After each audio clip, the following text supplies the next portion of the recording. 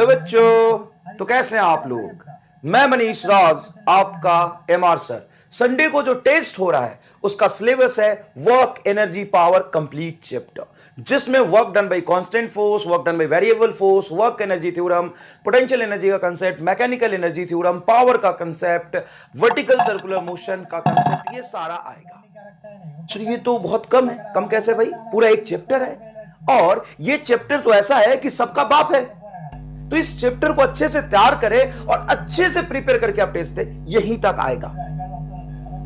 और अगर आपको, कई लोगों को कम लग रहा है सर ये तो हमारी तैयारी कैसे पूरी हो पाएगी, अरे भाई तुम्हारी तैयारी कैसे पूरी हो पाएगी, तुम्हारा काम पढ़ना है और हमारा काम पढ़ाना है, ऐसे तैयारी हो पाएगी। सर टेस्ट में टॉपिक कम आ रहा है, अरे भाई जब हम इतना कुछ कर रहे हैं तो 4 टेस्ट और करवा लेंगे, फुल लेंथ पेपर 3-4 और करा लेंगे ना हम। ये जो नेता बनने वाला काम है ना वो हम कर लेंगे, तुम तब तक पढ़ाई कर लो, अपना अपना काम अपन करते हैं ना। तो जो आपको बताया जा रहा है, जितना टेस्ट बताया जा रहा है उसकी तैयारी करिए ना साहब। आप नेता बनने की जरूरत नहीं है, वो हम कर रहे हैं ना, हम नेता बन रहे हैं ना यार। तुम क्यों बन रहे हो, तुम्हारा काम पढ़ाई करना है। जब टाइम आएगा ना तो हम खुद तुम्हें नेता बना देंगे, तुम्हें बनने की जरूरत नहीं पड़ेगी। यहां पे इसलिए खड़े हैं कि तुम्हें नेता बना देंगे, तो चिंता मत करो। वर्क एनर्जी पावर बहुत इंपॉर्टेंट कंसेप्ट है, पूरी जान लगा के इसको तैयार करो, अच्छे से टेस्ट दो। समझ आया। रहा बात कोलिजन और कंजर्वेशन ऑफ मैकेनिकल एनर्जी, इसको अपन नेक्स्ट रोटेशन में ले लेंगे। और मैं आपको कह रहा हूं ना, 4 क्लास ज्यादा ले लेंगे अपन, 4 टेस्ट ज्यादा करा देंगे, टॉपिक कम हो रहा है तो फुल लेंथ पेपर ज्यादा करा देंगे, सब कुछ होगा, है ना। अपना अपना काम करते हैं, बट आपका काम है बहुत अच्छे से पढ़ाई करना, वो करते रहिए, ये सब काम हम देख लेंगे।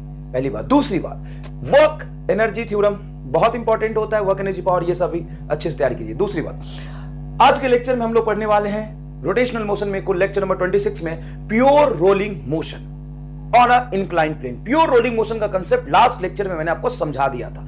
इस लेक्चर में हम लोग पढ़ने वाले हैं pure rolling motion on a rough inclined plane. Smooth inclined plane पे रोलिंग मोशन स्टार्ट नहीं हो पाया था। क्यों नहीं हो पाया था सर? क्योंकि टॉर्क नहीं लगा था। अगर ऑब्जेक्ट में टॉर्क ना लगे तो रोटेशनल मोशन नहीं आ पाएगा। टॉर्क 0 है तो रोटेशनल मोशन इंड्यूस नहीं हो पाएगा, तो रोलिंग मोशन स्टार्ट नहीं हो पाएगा। तो मैंने स्टेटमेंट लिखा था, rolling motion is not possible on an smooth inclined plane. गलत था। Rolling motion is possible on a smooth inclined plane, but to start pure rolling is not possible on a smooth inclined plane. Clear बात है?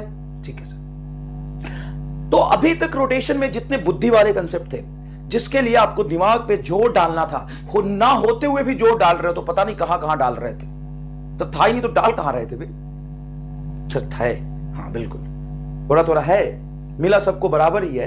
Use कम किए हो, उसको जितना ज्यादा use करोगे, देखो दिमाग ऐसी चीज है, जितना ज्यादा यूज करोगे उतना ज्यादा खुलेगा। और बिल्कुल आप कर रहे हैं, धीरे धीरे पेस में आप भी आ रहे हैं। तो ध्यान से सुनिए, अभी तक जितने भी टॉपिक हमने पढ़े, moment of inertia, centre of mass, torque का कंसेप्ट, रोटेशनल डायनामिक्स में चीजें कैसे घूम रही है, घूमने की वजह से टेंजेंशियल स्पीड, टेंजेंशियल मोशन क्या होता है, फिर रोलिंग मोशन कंसेप्ट, जितने भी समझने वाले पार्ट थे समझा दिया। सर मेन तो rolling motion on inclined plane है, नहीं समझना। जितना कंसेप्ट था ना मैंने समझा दिया। आज जबरदस्त तरीके से इतने अच्छे चीज मैं आपको पढ़ाने वाला हूं कि आपको लगेगा कि सब आज ही तो समझ आया सर, आज ही समझ आया। तो स्टार्ट करते हैं बिना समय गंवाए। आइए, pure rolling motion on a rough inclined plane. एक रफ इंक्लाइंड प्लेन है, सफिशिएंट कोएफिशिएंट ऑफ फ्रिक्शन है, कोएफिशिएंट ऑफ फ्रिक्शन म्यू है, और यहां पे एक ऑब्जेक्ट को मैंने रख दिया, यहां पे सर्कुलर ऑब्जेक्ट को इंक्लाइंड प्लेन के टॉप पे रख दिया।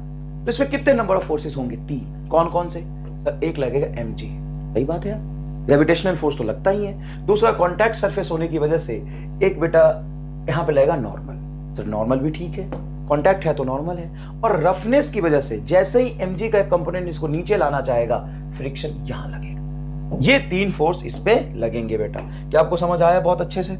Yes sir. इस फ्रिक्शन फोर्स का डायरेक्शन ऊपर क्यों है? क्योंकि mg का एक कंपोनेंट इस तरफ आएगा, mg sin थीटा। mg का कंपोनेंट कितना आएगा बेटा इधर? mg sin थीटा, ये देखो mg sin थीटा। और mg का एक कंपोनेंट इस तरफ आएगा, ये आपका mg cos थीटा। तो सारे फोर्सेस को अपन लिख लेते हैं, ध्यान से देखिएगा।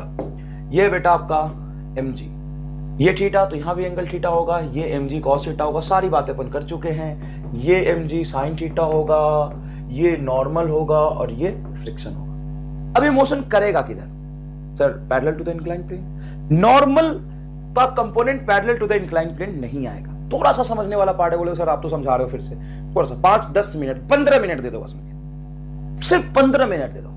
मैं चाहूं ना तो ना समझाऊं, फिर भी तुमसे सवाल करवा दूं, लेकिन बेसिक समझ में आना बहुत जरूरी है। थोड़ा समझाता हूं 15 मिनट मैक्सिमम, सुनो ध्यान से। मोशन होगा parallel to the inclined plane, मतलब perpendicular to the inclined plane. ना तो ऑब्जेक्ट मूव कर रहा है, नहीं वो नीचे ना ऊपर मूव कर रहा है, तो फोर्स बैलेंस होना चाहिए। तो ऊपर n, नीचे mg cos थीटा, तो तुम लिख सकते हो n बराबर mg cos थीटा। एक चीज तो समझ आया सर, लिख लो perpendicular to the inclined plane, आपने फोर्स बैलेंस कर लिया, ठीक है सर। अब ट्रांसलेशनल मोशन की बात करेंगे तो x में ट्रांसलेशन, y में ट्रांसलेशन कि parallel to the inclined plane. Sir parallel to the inclined plane, parallel to the inclined plane, नीचे फोर्स है mg sin थीटा। ओ हो, नीचे है mg sin थीटा। क्या mg sin थीटा बराबर ma लिख दे ना? इस बार फ्रिक्शन ऊपर लग रहा है तो माइनस एफ आर करेंगे, माइनस एफ आर करेंगे is equal to m into a. Sir एक इसका ऑब्जेक्ट तो पॉइंट ऑब्जेक्ट है नहीं, एक रिजिड बॉडी, एक इसका। तो मैंने आपको सेंटर ऑफ मास के कंसेप्ट समझाया था कि फोर्स कहीं भी लगाओ, चाहे यहां लगाओ, यहां लगाओ, यहां लगाओ, नेट फोर्स बराबर मास इंटू सेंटर ऑफ मास की एक्सेलरेशन लिखते हैं। पहले उसको ए से रिप्रेजेंट कर लो, लेकिन किसका एक्सेलरेशन देगा? सेंटर ऑफ मास का। और सेंटर ऑफ मास का एक्सेलरेशन जितना यहां पे आएगा ट्रांसलेशनल एक्सेलरेशन, उतना हर पॉइंट का आएगा। हर पॉइंट का इतना एक्सेलरेशन होगा ACM, हर पॉइंट का होगा, हर पॉइंट का ACM। बताना जरूरी है ये बात। अच्छा सर, अब तो ट्रांसलेशन मोशन के लिए इक्वेशन लिख लिया। अब रोटेशन की बात करते हैं। तो रोटेशनल मोशन के लिए टॉर्क चाहिए, किसके अबाउट? जिसके अबाउट रोटेट करेगा। किस पॉइंट के अबाउट रोटेट करना चाहेगा? ये सेंटर ऑफ मास के अबाउट।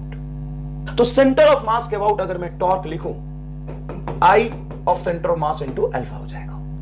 अब टॉर्क mg की वजह से जीरो होगा क्योंकि mg इसी से पास कर रहा है। नॉर्मल की वजह से भी टॉर्क जीरो होगा क्योंकि नॉर्मल भी सेंटर ऑफ मास से पास कर रहा है। फ्रिक्शन की वजह से टॉर्क लिखेंगे बेटा, तो सेंटर ऑफ मास से ये देखो परपेंडिकुलर डिस्टेंस r और फ्रिक्शन देखो इधर है, तो क्या होगा? Fr cross r, friction force cross r is equal to I centre of mass से लिखेंगे, I अंडरस्टूड है इंटू अल्फा। कितने इक्वेशन हुए सर? दो, ये और ये। सर ये भी तो है, ये अपने काम का नहीं। देखो ना, इसमें नॉर्मल आ रहा है, इसमें नॉर्मल थोड़ी ना, हमें तो सेंटर ऑफ मास की एक्सेलरेशन निकालनी है ना। सेंटर ऑफ मास कितने से चला, तो सर ये अल्फा समझाओ क्या है? तो अल्फा ये रहा बेटा। यहां पे जब ये पार्टिकल टॉर्क ऐसे लगा है, तो आर नीचे टॉर्क ऊपर, एंटी क्लॉकवाइज इसमें एंगुलर एक्सेलरेशन डेवलप होगा alpha. Anti clockwise angular acceleration develop होगा अल्फा। देखो ऐसे anti clockwise angular acceleration develop होगा अल्फा, ठीक है सर। तो ये रहा अल्फा। इस अल्फा की वजह से इस पॉइंट का अगर मैं एक्सेलरेशन देखो, कौन से पॉइंट का, कौन से पॉइंट का? इस पॉइंट का। इस पॉइंट का एक्सेलरेशन टेंजेंशियल एक्सेलरेशन होगा आर अल्फा ऊपर। अब मैं कहता हूं कि ये प्योर रोलिंग मोशन है और आपके सिलेबस में प्योर रोलिंग मोशन ही पढ़ना है। Pure rolling motion is nothing but a no slipping, no slipping.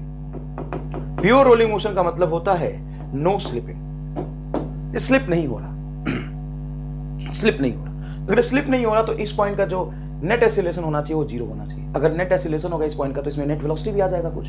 आप जानते हो कि इंस्टेंटेनियसली ये पॉइंट रेस्ट नहीं होना चाहिए। तो नीचे ACM ऊपर आर अल्फा, तो आप कह सकते हो ACM is equal to r alpha. A बराबर आर अल्फा नहीं है, ये ट्रांसलेशनल मोशन की वजह से जितना सेंटर ऑफ मास एक्सेलरेट करेगा उतना ही ये पॉइंट एक्सेलरेट करेगा AC। और आर अल्फा, अल्फा के घूमने की वजह से इसका टेंजेंशियल एक्सेलरेशन है, राइट। चलो इक्वेशन नंबर 3, ठीक है सर, आ गया। अब अपने काम कर सकते हैं, अल्फा को लिख सकते हैं ACM बाई आर। तो अल्फा को लिख सकते हैं ACM बाई आर और आर को नीचे ले आएंगे तो यहां से फ्रिक्शन फोर्स की वैल्यू आ जाएगी I ACM by are square. देखो एक आर यहां से गया, अल्फा को लिखेंगे A बाई आर। इन दोनों इक्वेशन को अपन ऐड कर देते हैं। सर आपने बोला था नहीं समझाऊंगा, अरे भैया नहीं आएगा काम। आज ले चलूंगा तुम्हें युगांडा के अंधेरी घाटियों में मोक्ष दिलाने। हाँ जाओगे मोक्ष लेने, युगांडा के अंधेरी घाटियों में ऐसा मोक्ष दिलाऊंगा ना, तो बोलेगा कि कोई नहीं है टक्कर में। अब देख इधर, FR से FR कटेगा, FR कटेगा। आधी जनता कही सर ये भी तो हमें समझ आ ही रहा है, ये भी तो ठीक ही है। अरे कुछ नहीं है, मैंने फिजिक्स पढ़ाई नहीं फिर अभी। FR से FR कटा, mg sin थीटा। मैं पूरी मजदूरी कर रहा हूं, ACM बाहर, तो m plus I by are square और ACM बाहर आ जाएगा। तो ACM की वैल्यू यहां पे अगर अपन लिखें तो mg sin थीटा बटा m plus I by are square. सबसे पहली बात कि क्या ये एक्सेलरेशन फ्रिक्शन पे डिपेंड नहीं करा?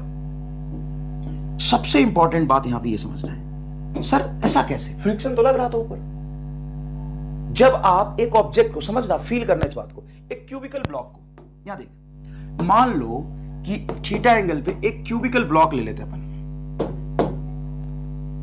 क्यूबिकल ब्लॉक ले लेते, देख एक क्यूबिकल ब्लॉक ले लिया मान लिया मैंने यहां पे, और इस क्यूबिकल ब्लॉक को मैंने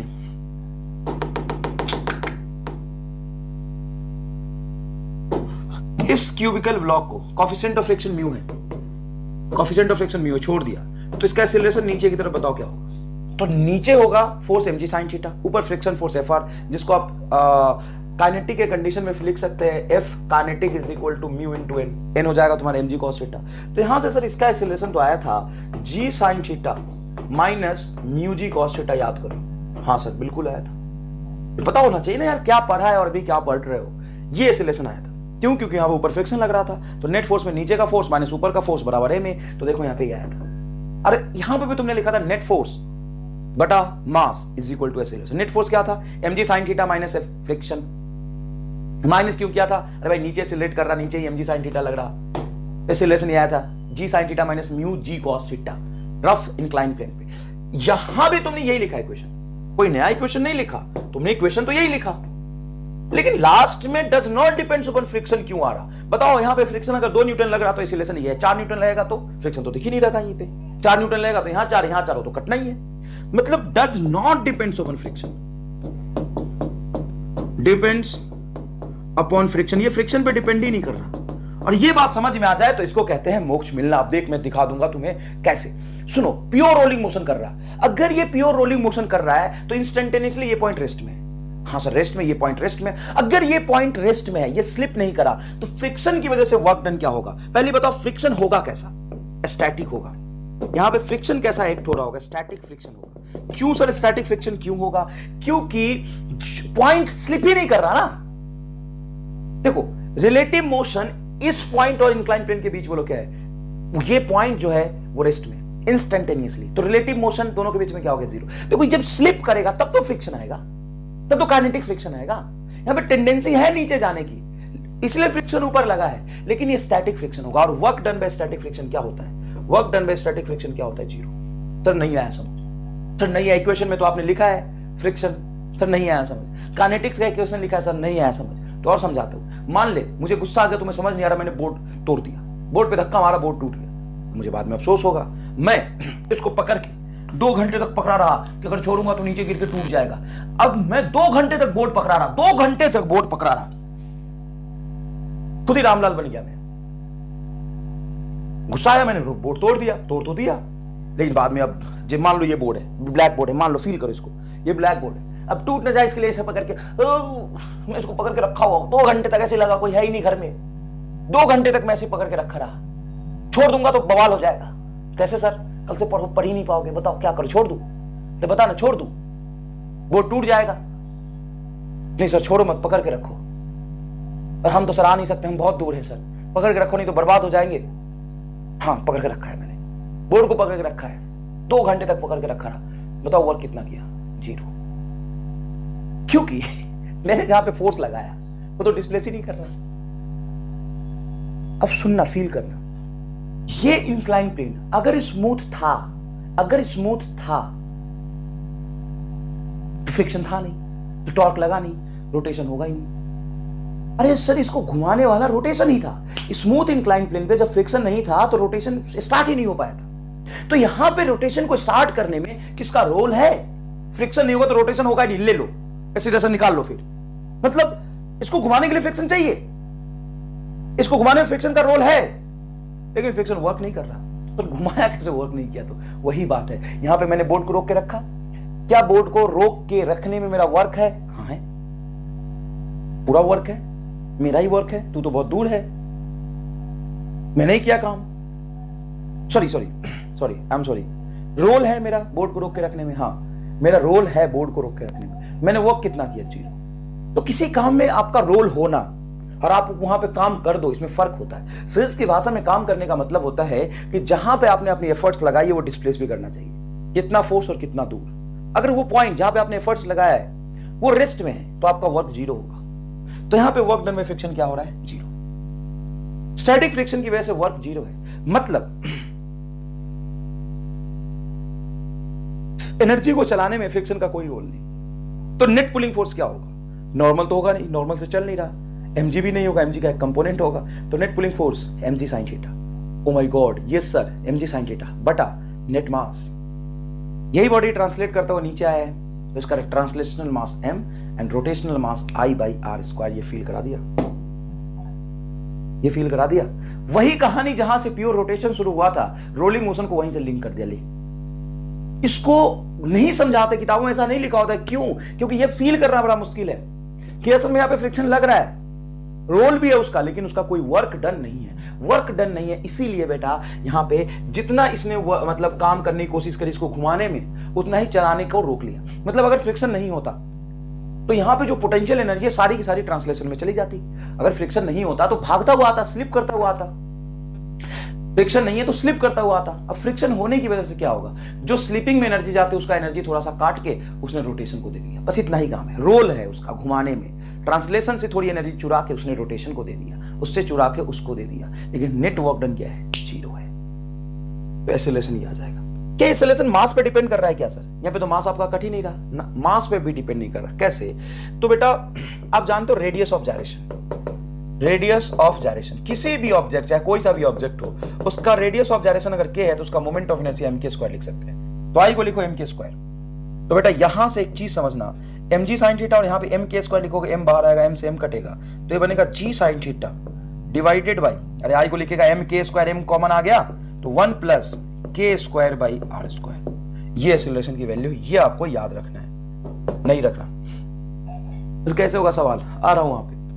A इज इक्वल टू है तेरा g sin थीटा बटा 1 plus K square by are square. चलो इसको अपन यहां लिख लेते हैं, यहां लिख लेते हैं। एक्सेलरेशन ऑफ ऑब्जेक्ट या centre of mass on inclined plane, value आया g sin थीटा बटा 1 plus K square by are square. कई बार बच्चे समझ तो लेते हैं लेकिन इसको भूल जाते हैं, कभी r square by k square कर देते हैं। वे Ramlal, mass plus linear mass, mass m plus I by are square, तो आर स्क्वायर नीचे होगा ना, तो के स्क्वायर ऊपर होगा, बात खत्म। फील करना फॉर्मूले को। अच्छा ठीक बात सर। अब यहां पे एक चीज समझाता हूं मैं तुम्हें, मजा आ जाएगा। मान लो कि यहां पे मैं दो रिंग रखता हूं, छोटा रिंग जिसका मास है m1, रेडियस है r1, मोमेंट ऑफ इनर्शिया कुछ i1, एक बड़ा रिंग जिसका मास है m2, रेडियस है r2 और सॉरी मास है m2, मास है m2, रेडियस है r2। इन दोनों को रिलीज करा, दोनों रिंग है। अब बताओ किसका एक्सेलरेशन ज्यादा होगा? एक साफ साफ दिखना है, मास भी ज्यादा, उसका रिंग भी ज्यादा, रेडियस भी ज्यादा, किसका एक्सेलरेशन ज्यादा होगा? एक्सेलरेशन दोनों का सेम होगा। फर्स्ट रिंग सेकंड रिंग दोनों का एक्सेलरेशन सेम होगा। मतलब एक्सेलरेशन क्या आर पे भी डिपेंड नहीं करता ना। अब ये दिख रहा है कि एक्सेलरेशन आर पे डिपेंड कर रहा है, लेकिन आर पे भी डिपेंड नहीं करता। जो एक्सेलरेशन है वो ना तो मास पे, ना ही रेडियस पे, ना ही उसकी डेंसिटी पे, किसी चीज पे डिपेंड नहीं करता। जस्ट वो शेप पे डिपेंड करता है। शेप मींस वो रिंग है या स्फीयर है। अगर वो किसी भी साइज का स्फीयर रखो, एक 5 किलो का स्फीयर रखो, एक 5000 किलो का स्फीयर रखो या 5 ग्राम का स्फीयर रखो, सबकी एक्सेलरेशन सेम होगा। डर नहीं आएगा, समझाऊंगा, देख इधर। असल में मोमेंट ऑफ इनर्शिया को रेडियस ऑफ जायरेशन के टर्म में ऐसे लिखते हैं m के स्क्वायर, ठीक है सर। और असल में मोमेंट ऑफ इनर्शिया मान लो ये रिंग है तो ये होगा mr स्क्वायर, तो m से m कटेगा तो k स्क्वायर बराबर r स्क्वायर। जैसे यहाँ पे रखोगे k स्क्वायर बटा r स्क्वायर, तो इस बात से कहां फर्क पड़ रहा है कि k1 है कि r1 है? k1 होगा तो r1 होगा, k2 होगा तो r2 होगा। k1 बाई r1 की रेशियो किसी भी तरह के रिंग के लिए तो वो नहीं आएगा। अरे यार मान ले ये m1 k1, हाँ m1 k1, तो उसी के लिए लिखेगा यहाँ पे m1 r1, तो k1 बाई r1 का होल स्क्वायर तो ये ही आया ना रिंग के लिए। हाँ बहुत जबरदस्त चीज है ये, समझो यहाँ पे। और तो ये तुम पढ़ लोगे और बहुत आश्चर्य की बात नहीं है। जब मैं भी पहली बार पढ़ा रहा था और कई बच्चे डाउट पूछते तो मैं भी सोचा अरे यार ये तो आर पे डिपेंड करना चाहिए। होती है बातें, दिक्कत होती है समझने में, लेकिन देखो यार कितनी जबरदस्त चीज है। अब सुनना, अपन फ्रिक्शन की भी बात फटाफट खत्म ही करते हैं। तो फ्रिक्शन की वैल्यू कैसे निकालें? तो इक्वेशन नंबर रोटेशनल मोशन से जो आया था वो यूज कर लेते हैं। तो फ्रिक्शन की वैल्यू यहां पे लिखा था, देखो मैं डायरेक्ट लिख रहा हूं, आई ए बाई आर स्क्वायर। सर आपको कैसे याद है? अरे भाई रोटेशन, ये याद क्या करना, तू ईमानदारी से बता, पिछले क्लास से अभी तक यही तो लिखता आ रहा है, नया क्या लिख लिया तूने?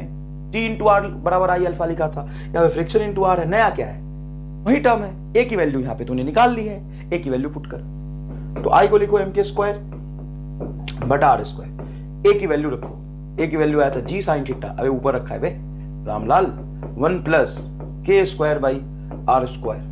अब यहां से मास को ऊपर ही रखो, के स्क्वायर को नीचे ले आओ, ये आर स्क्वायर सॉरी, के स्क्वायर को नीचे ले आओ और फील करना कि अगर ये are square by k square है और अंदर जाएगा तो के स्क्वायर भी आर स्क्वायर, ये आर स्क्वायर भी के स्क्वायर, तो कैंसिल हो जाएगा और यहां पे एज इट इज मल्टीप्लाई हो जाए, तो ये हो जाएगा आपका एम जी साइन थीटा बटा 1 plus are square by k square. मतलब फ्रिक्शन में ये उल्टा ही हो गया, फ्रिक्शन में एम जी साइन थीटा। अच्छा मान लो स्टैटिक फ्रिक्शन इंक्लाइन प्लेन पे रखे हुए किसी एक ब्लॉक पे लग रहा होता है, तो होता है एम जी साइन थीटा, वो स्टैटिक फ्रिक्शन है। लेकिन यहाँ पे स्टैटिक फ्रिक्शन देखो रोलिंग मोशन, इसलिए है तो mg sin थीटा, लेकिन नीचे एक एक्स्ट्रा टर्म आ गया 1 प्लस आर स्क्वायर बाई के। क्लियर है, ये बात समझ में आया? अच्छा अगर मैं लिमिटिंग फ्रिक्शन की बात करूं, लिमिटिंग फ्रिक्शन जो कि होता है mu into N, limiting. Sir limiting की बात यहाँ पे क्यों कर रहे हो? क्योंकि मैं ये समझाना चाहता हूं कि मान लो अभी प्योर रोलिंग मोशन कंसीडर करके, प्योर रोलिंग मोशन कंसीडर करके मैंने एक्सीलरेशन निकाला, फिर एक्सीलरेशन की वैल्यू यहाँ पे पुट कर दिया, फिर मैंने फ्रिक्शन निकाला, चाहे एक्सीलरेशन की वैल्यू पे यहाँ पे पुट करो और यहाँ से फ्रिक्शन निकालो तो वही बात आएगी। फिर मैंने फ्रिक्शन निकाला, फ्रिक्शन की वैल्यू ये आया, मतलब प्योर रोलिंग मोशन मैंने मान लिया था। अब प्योर रोलिंग मोशन हो ही जाए इस बात की कोई गारंटी तो नहीं है ना। यहाँ पे फ्रिक्शन था म्यू और ये सफिशियंट था, सफिशियंट फ्रिक्शन होना चाहिए। यहाँ पे भी एक म्यू की पर्टिकुलर वैल्यू, क्योंकि म्यू 0 होने पे रोलिंग तो हो नहीं पा रहा था, रोटेशन नहीं हो पा रहा था। म्यू मान लो तुम थोड़ा रखोगे, थोड़ा सा म्यू आया, वो म्यू की वजह से जो फ्रिक्शन आएगा वो सफिशिएंट होगा कि इतने तेजी से घुमा दे कि आर अल्फा ACM के बराबर हो जाए। हर बार जरूरी तो नहीं कम फ्रिक्शन आएगा, नहीं हो पाएगा। मतलब प्योर रोलिंग मोशन मान के, मेरी बात सुनना, अब यहां से सुनना, प्योर रोलिंग मोशन एज्यूम करके फ्रिक्शन की वैल्यू मैंने निकाला, इतना आया, ये इतना फ्रिक्शन लगना चाहिए प्योर रोलिंग मोशन हो रहा है तो। और मान लो लिमिटिंग फ्रिक्शन की वैल्यू इससे कम है, सर हो ही नहीं पाएगा, इतना चाहिए आप, दिस इज रिक्वायर्ड, चाहिए, चाहिए, अंग्रेजी माध्यम रिक्वायर्ड, दिस इज रिक्वायर्ड। और जो मैक्सिमम मिल सकता है वो ये है, अगर इसकी वैल्यू इससे, ये मान ले 10 न्यूटन चाहिए और यहाँ पे 5 ही न्यूटन लिमिटिंग फ्रिक्शन है, तो नहीं हो पाएगा। मतलब ये जो लिमिटिंग फ्रिक्शन से जो, सॉरी लिमिटिंग फ्रिक्शन की जो वैल्यू वो ज्यादा होनी चाहिए या बराबर होनी चाहिए जो रिक्वायर्ड है, इतना मैक्सिमम सप्लाई हो सकता है। और रिक्वायर्ड कम है तो काम चल जाएगा, कोई दिक्कत नहीं है। फ्रिक्शन स्टैटिक ही तो लग रहा है, कौन सा फ्रिक्शन है? Static friction. तो ये वाली वैल्यू से कम होनी चाहिए, मतलब ये mg, या फिर यहाँ पे जो असल में static friction is acting, this is acting. यहां इतना लग रहा है या इतना आपको चाहिए था और इतना मैक्सिमम दे सकता है, तो जितना दे सकता है उसे रिक्वायरमेंट कम होना चाहिए, फील आ गया। अब यहाँ पे mu N is less than, mu N is less than और इक्वल टू एफ स्टैटिक। अब स्टैटिक की वैल्यू बताओ कितना है, तो ये है mg sine theta 1 plus K square by are square, और इधर है बेटा म्यू एन की value mg cos theta, mu mg cos theta. यहां से क्या होगा बेटा, यहां से mg से mg कैंसिल हो जाएगा, mg से mg कैंसिल हो जाएगा। और आप एक काम कर सकते हैं, म्यू को रहने दे, cos थीटा को यहां ले आए, तो म्यू की वैल्यू बड़ा या बराबर होना चाहिए tan थीटा, देखो साइन बटा cos tan थीटा बटा 1 plus K square by are square, इसके बराबर होनी चाहिए। अगर अपन म्यू मिनिमम की बात करें तो म्यू मिनिमम होना चाहिए tan थीटा बटा 1 plus K square by are square, या इससे ज्यादा होना चाहिए। इससे कम हुआ देन प्योर रोलिंग मोशन नहीं होगा, है ना। Required minimum requirement of mu for pure rolling motion, pure rolling motion. तो यहां पे मैंने सारी चीजों की वैल्यू निकाली, क्या क्या निकाला, एक्सीलरेशन निकाला, एक्सीलरेशन समझाया, फ्रिक्शन निकाला, मिनिमम कोएफिशिएंट ऑफ फ्रिक्शन की वैल्यू बताया। अब ये यहां तक रहने दो, तुम्हें कुछ नहीं करना अभी भी। सर इसको याद रखना है ना, मैं रट्टा कहीं नहीं लिखा, कुछ याद नहीं रखना। अभी आगे चलते थोड़ा, कुछ भी याद नहीं रखना, आगे चलते थोड़ा। अपन रोलिंग मोशन की एनर्जी एनालिसिस करते हैं। तो रोलिंग मोशन की एनर्जी एनालिसिस करेंगे तो रोलिंग मोशन में है क्या, टोटल काइनेटिक एनर्जी बराबर होगा kinetic energy in a rotational motion plus kinetic energy in a translational motion. देखो यहाँ प्योर रोलिंग मोशन में असल में क्या क्या है, तो प्योर रोलिंग मोशन में है ट्रांसलेशन प्लस रोटेशन। तो ऑब्जेक्ट अगर ट्रांसलेट कर रहा है तो उसकी translational kinetic energy plus rotational kinetic energy, translational kinetic energy plus rotational kinetic energy. देखो rolling motion means what, translational motion, translational motion plus rotational motion, translational motion plus rotational motion. Translation motion की वजह से जो kinetic energy आएगा वो half m v square, rotation की वजह से आएगा वो हाफ आई ओमेगा स्क्वायर। ये पढ़ चुके अपन, ठीक है सर। नहीं यार ये एकदम सस्ता नशा करके ये टाइप करते हैं। टोटल, ये क्या है बेटा, टोटल। क्लियर है? अब यहां से समझना, ये हाफ एम, ये भी में कौन सी भी होती है, ट्रांसलेशन वाले में सेंटर ऑफ मास ना लिखा हो तो वही समझेंगे। कैसे सर? तो translational motion, original translation motion की वजह से जो वेलोसिटी वो सेंटर ऑफ मास की होती है, बाकी तो रोटेशन की वजह से चेंज हो जाता है। अच्छा सर, आई को एम के स्क्वायर लिख सकते हैं क्या? यस। और ओमेगा को वी बाई आर लिख सकते हैं क्या? यस। और स्क्वायर कर लो। यहां से हाफ एम वी स्क्वायर बाहर निकाल लोगे तो आएगा हाफ एम वी स्क्वायर, या वी सी एम भी लिख दो, कोई दिक्कत नहीं है। यहाँ पे बचेगा 1 plus K square by are square. हाँ सर ये आ गया, क्या खास बात है ये कोई खास बात नहीं है। अरे रामलाल ये तो ऐसी खास बात है ना कि यहीं से तो सब खत्म होने वाला है। वो पहुंच चुका है मोक्ष की तरफ, एकदम मोक्ष के पास है, पास पहुंच चुका है। देखना ध्यान से, ये हाफ एम बी स्क्वायर असल में है क्या? ट्रांसलेशनल वाली काइनेटिक एनर्जी। और ये कौन सी है? टोटल वाली काइनेटिक एनर्जी। अगर ऑब्जेक्ट प्योर रोलिंग मोशन में तो आपसे पूछेगा ट्रांसलेशनल काइनेटिक एनर्जी का फ्रैक्शन बताओ to total kinetic energy. Translational kinetic energy total का कितना पार्ट है? तो यहां पे लिखोगे K translation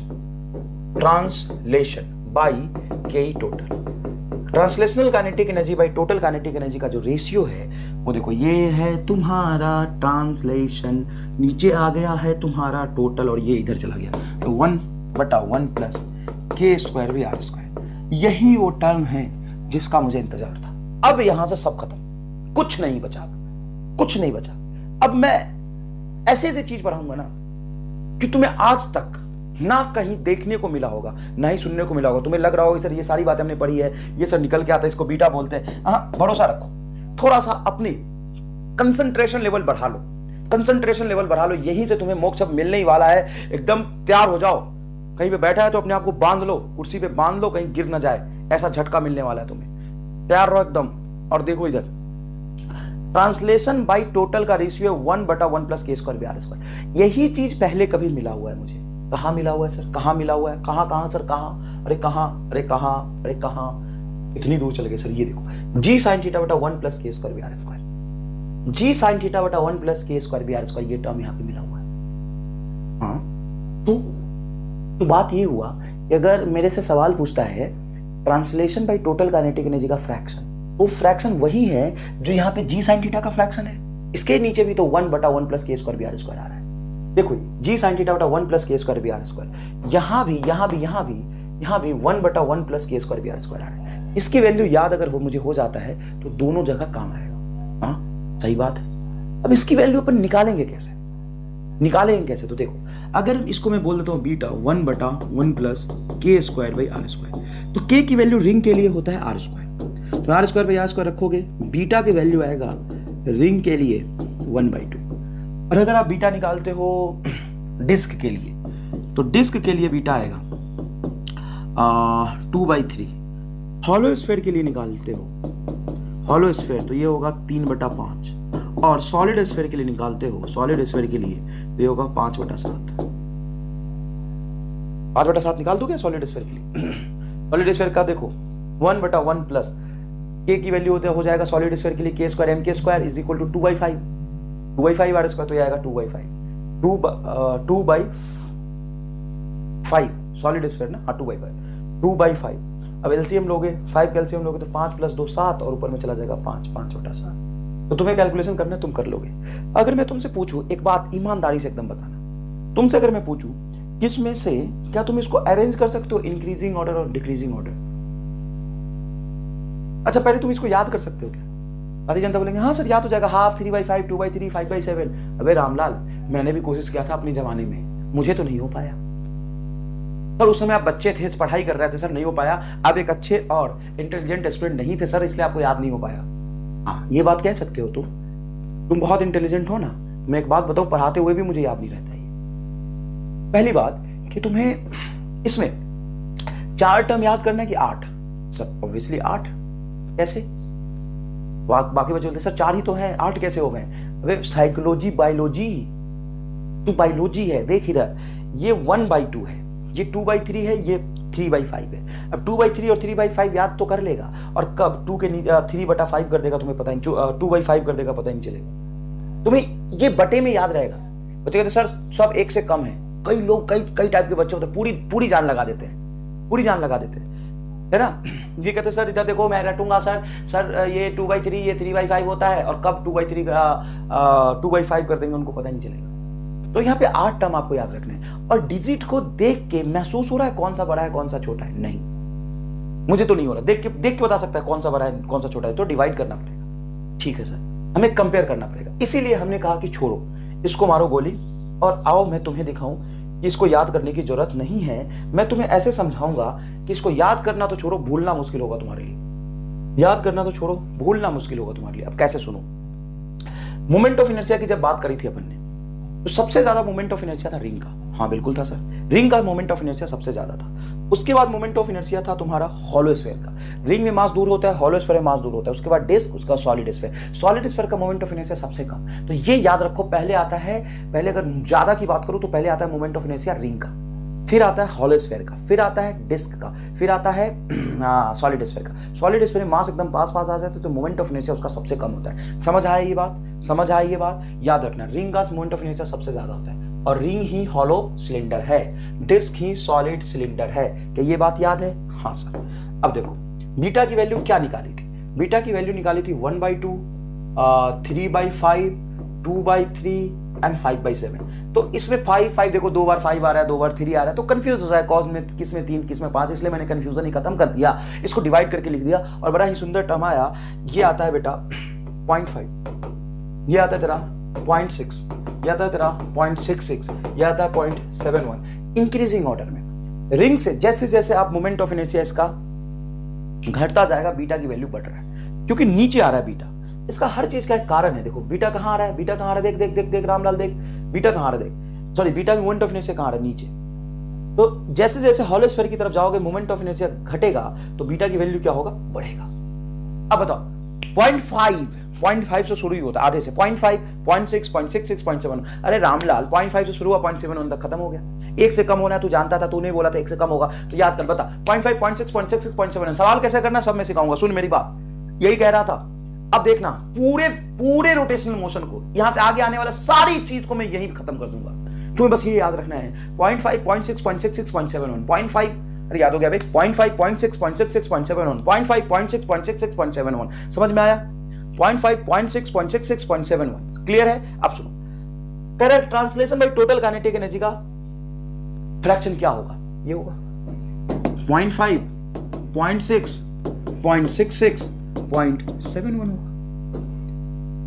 translation by total kinetic energy का जो फ्रैक्शन होता है, उसी को तो अपन ने बीटा नाम दिया था। उसी को क्या नाम दिया था? बीटा नाम दिया था। अब यहां पे बात, कभी कभी तुमसे ट्रांसलेशन काइनेटिक एनर्जी टोटल का कितना परसेंट है ये भी पूछ लेते हैं, क्योंकि ट्रांसलेशन प्लस रोटेशन ही टोटल बन रहा है। अरे ट्रांसलेशन प्लस रोटेशन दो ही मिलकर रोलिंग बन रहा है ना, तो रोलिंग में जो टोटल एनर्जी होगी उसका कुछ हिस्सा ट्रांसलेशन का होगा, कुछ रोटेशन का होगा। तो बताओ कितना परसेंट होगा? परसेंट पूछते हैं। अब तुम्हें ये बटे में है, परसेंट निकालने के लिए 100 से मल्टीप्लाई करोगे तो उसको सॉल्व करना पड़ेगा। यहां पे फ्रैक्शन में लिखने का पहला फायदा, फ्रैक्शन में लिखने का पहला फायदा, सीधा आंसर पता है 50%, ओ माय गॉड 60%, 66%, 71% आंसर आ गया। जो याद था वही आंसर है इसका। ये बात है यार, जो याद है वही आंसर है इसका। अब सर एक बात बताओ, अगर मेरे से रोटेशन बाय टोटल का रेशियो पूछते, रोटेशन बाय टोटल, देख यहां पे ध्यान से देखो, देखो देखो देखो ध्यान से, हर एक चीज को टर्म को सॉल्व करके निकालेंगे। ये देखो, ये था तुम्हारा ट्रांसलेशन बाय टोटल का रेशियो, इसको मैंने बीटा बोल दिया। अब मान लो तुमसे पूछ रहा केई रोटेशन, रामलाल टाइप बच्चे होते हैं उनको मैं प्रूफ कर देता हूं, केई रोटेशन बाय केई टोटल की वैल्यू पूछे, केई टोटल की वैल्यू पूछे तो क्या हो जाएगा? ये 1 माइनस बीटा। अरे टोटल एनर्जी में से ट्रांसलेशन बीटा भाग ले गया तो रोटेशन कितना ले जाएगा? 1 minus beta, 1 minus beta, 1 minus beta, चलो 1 माइनस बीटा। अब 1 माइनस बीटा लिखने से अब देखो, अगर तुम डिवीजन में लिखते तो फिर से तुम्हें 1 माइनस ये वाला टर्म सब्ट्रैक्ट करना पड़ता।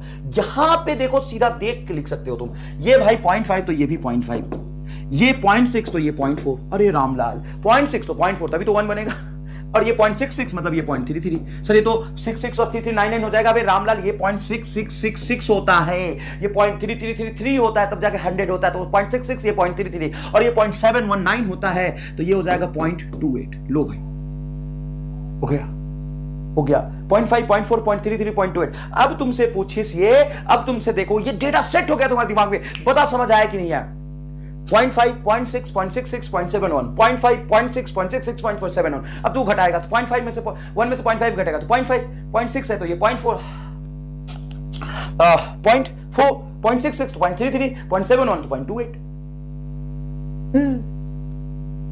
अब तुमसे परसेंटेज की बात करी तो परसेंटेज 50, परसेंटेज 40, परसेंटेज 33, परसेंटेज 28।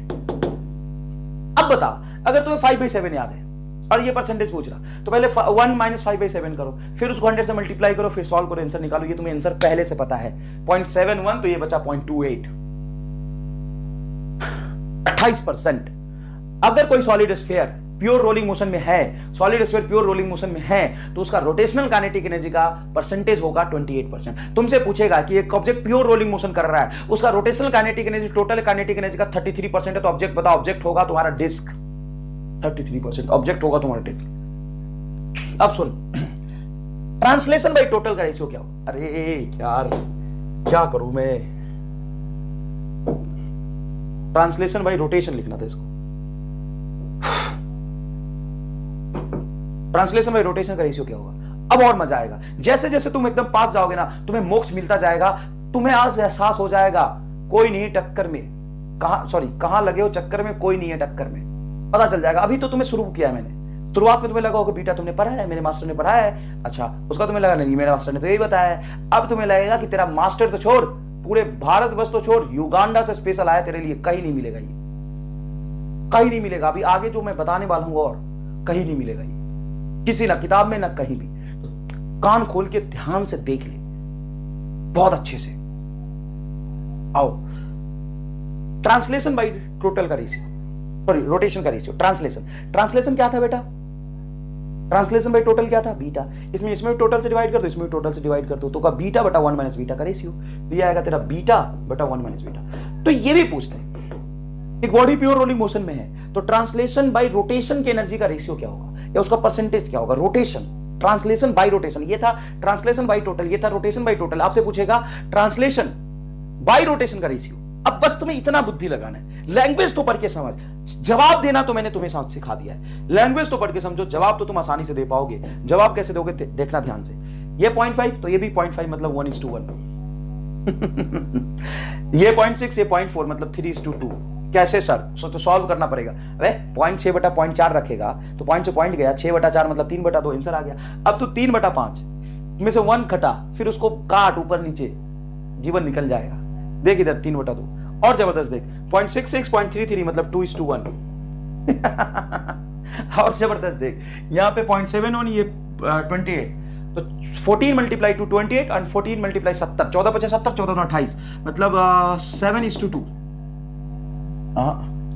5:2, 5:2। कैसे सर? करना सर, वो है 71, ये 28, तो 14 मल्टीप्लाई टू 28 और 14 मल्टीप्लाई 5 70। सर 70 तो थोड़ा सा, सर 71 है ना सर, आंसर यही है बे। थोड़ा सा कहां लेके जाएगा, थोड़ा करके आंसर आ गया ना, 5:2। कर ले, वैसे भी कर ले तू। अब जब फ्रैक्शन में निकाला है तो थोड़ा बहुत पॉइंट का डिजिट इधर उधर होगा ना, एग्जैक्टली थोड़ी ना 5/7 0.7 हो जाएगा। समझ में आया कि नहीं है? तो ये है तुम्हारा जवाब 5:2। अब ये सेट करने के लिए दिमाग में अगर तुम फ्रैक्शन याद रखोगे तो बड़ा परेशानी है। और फ्रैक्शन तुम्हें आज याद रहेगा, कल भी याद रहेगा, परसों भी याद रहेगा, लेकिन आज से 1 महीने बाद याद नहीं रहेगा। और ये जो चीज तू पढ़ेगा, मेडिकल कॉलेज में चला जाएगा, डॉक्टर बन जाएगा, बूढ़ा भी हो जाएगा, तो भी तुम्हें याद रहेगा, अरे एमआर ने पढ़ाया था, प्योर रोटेशनल मोशन में बीटा की वैल्यू होती है 0.5, 0.6, 0.66, 0.71, 0.5, 0.6, 0.66, 0.71। तो 1 माइनस बीटा हो जाएगा 0.5, 0.4, 0.33, 0.28। तो इसका रेशियो हो जाएगा, ये रहा आंसर। अब बताओ एक्सीलरेशन ऑफ इंक्लाइन प्लेन। तो एक्सीलरेशन ऑफ इंक्लाइन प्लेन यही तो निकाला था, g sin theta into beta. Beta की वैल्यू 0.5, तो ये क्या होगा बोल, 0.5 मतलब 1 बटा 2, तो g sin थीटा बटा 2 आंसर आ गया।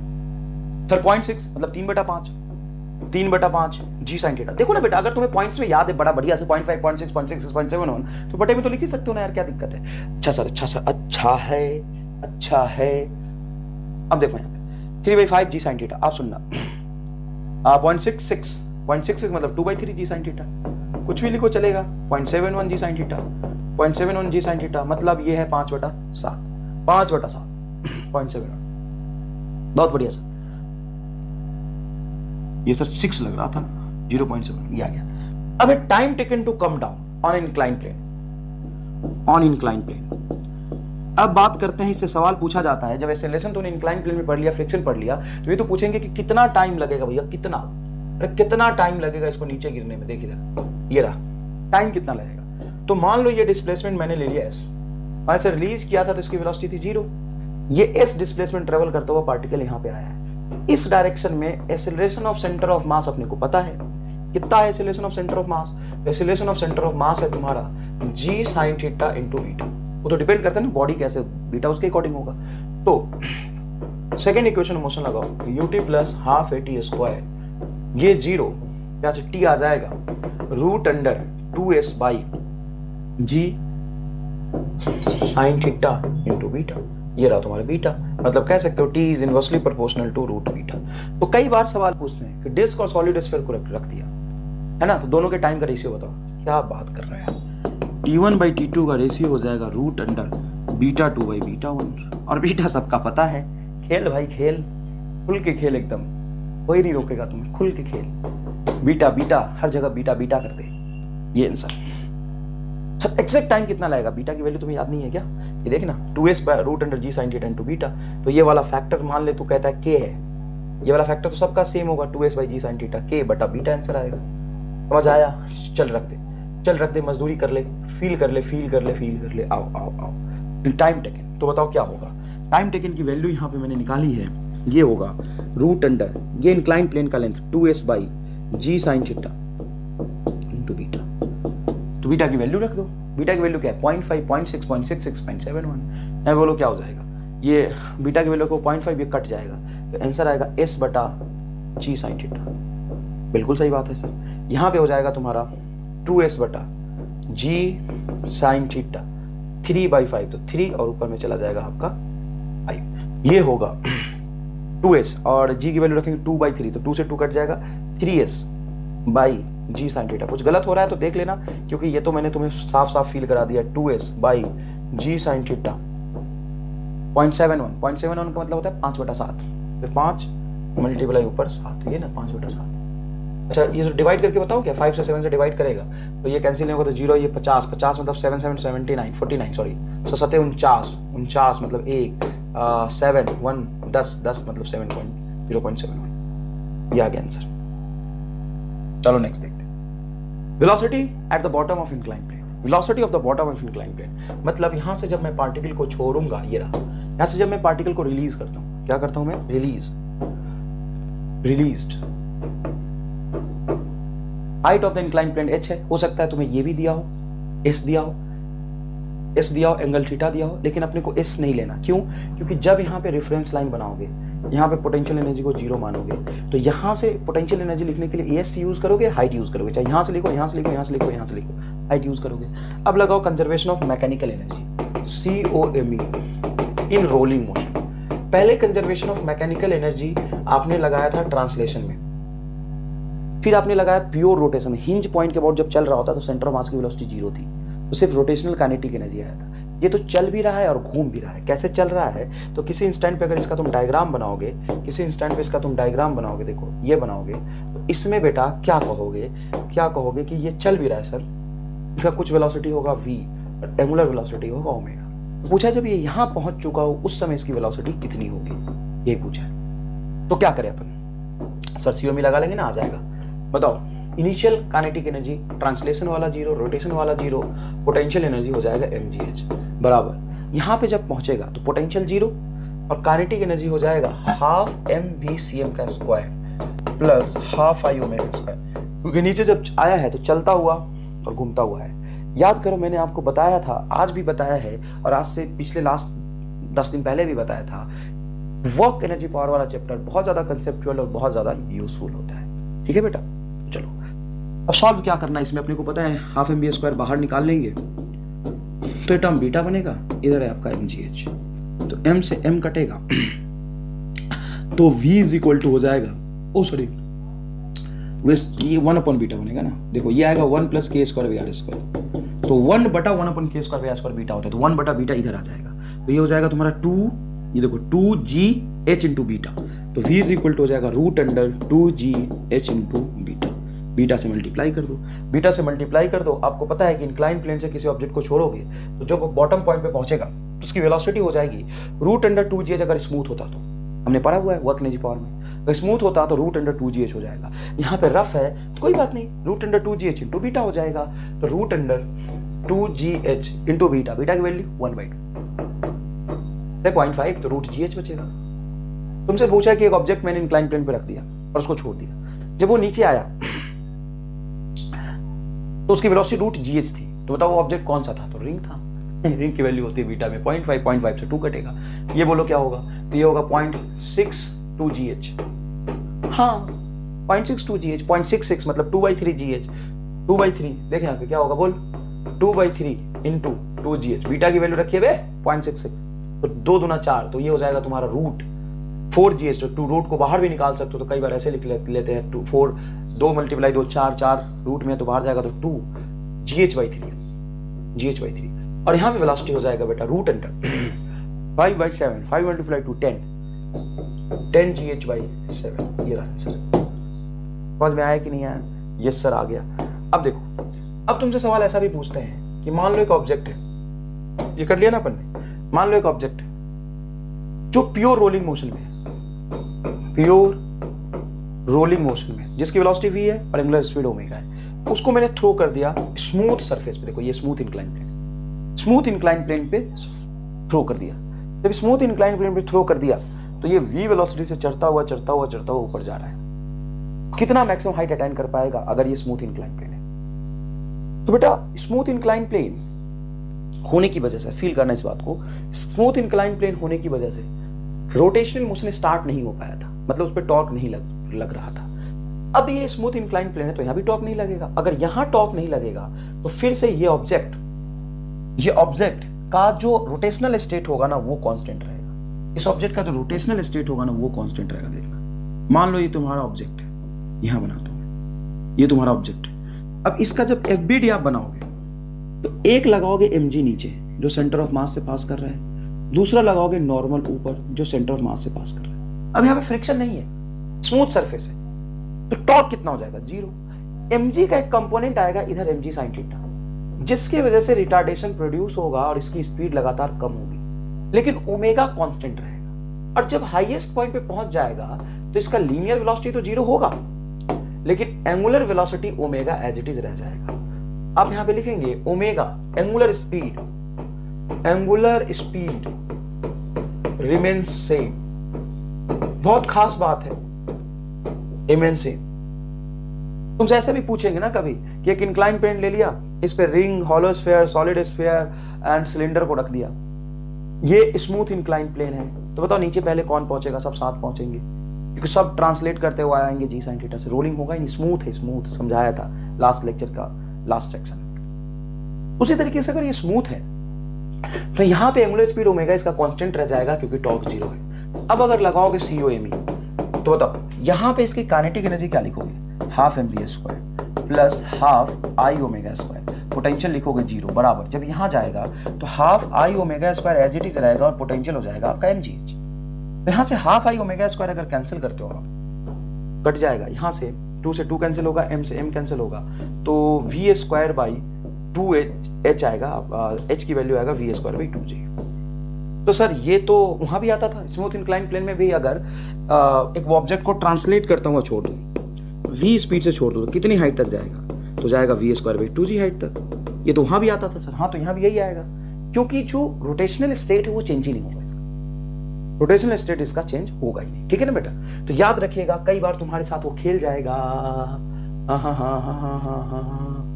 गोल rolling motion on smooth incline, smooth incline, है ना। तुम कहोगे सर स्मूथ तो कुछ होता ही नहीं है, बेटा मास्टर जो सवाल बनाता है ना वो कुछ भी मान सकता है, ठीक है। तो रफ इंक्लाइन प्लेन पे आते हैं। देखो, friction is sufficient then find maximum height attained by the object. ये प्योर रोलिंग मोशन में है सर, आपको कैसे पता, तो बेटा यहाँ पे मैं लिख रहा हूँ ना, मैं सवाल बनाया ना, अच्छा, प्योर रोलिंग मोशन में तो v बराबर क्या होगा, r omega, pure rolling motion में। अब जब ये ऊपर जाएगा, मान लो यहाँ पे है,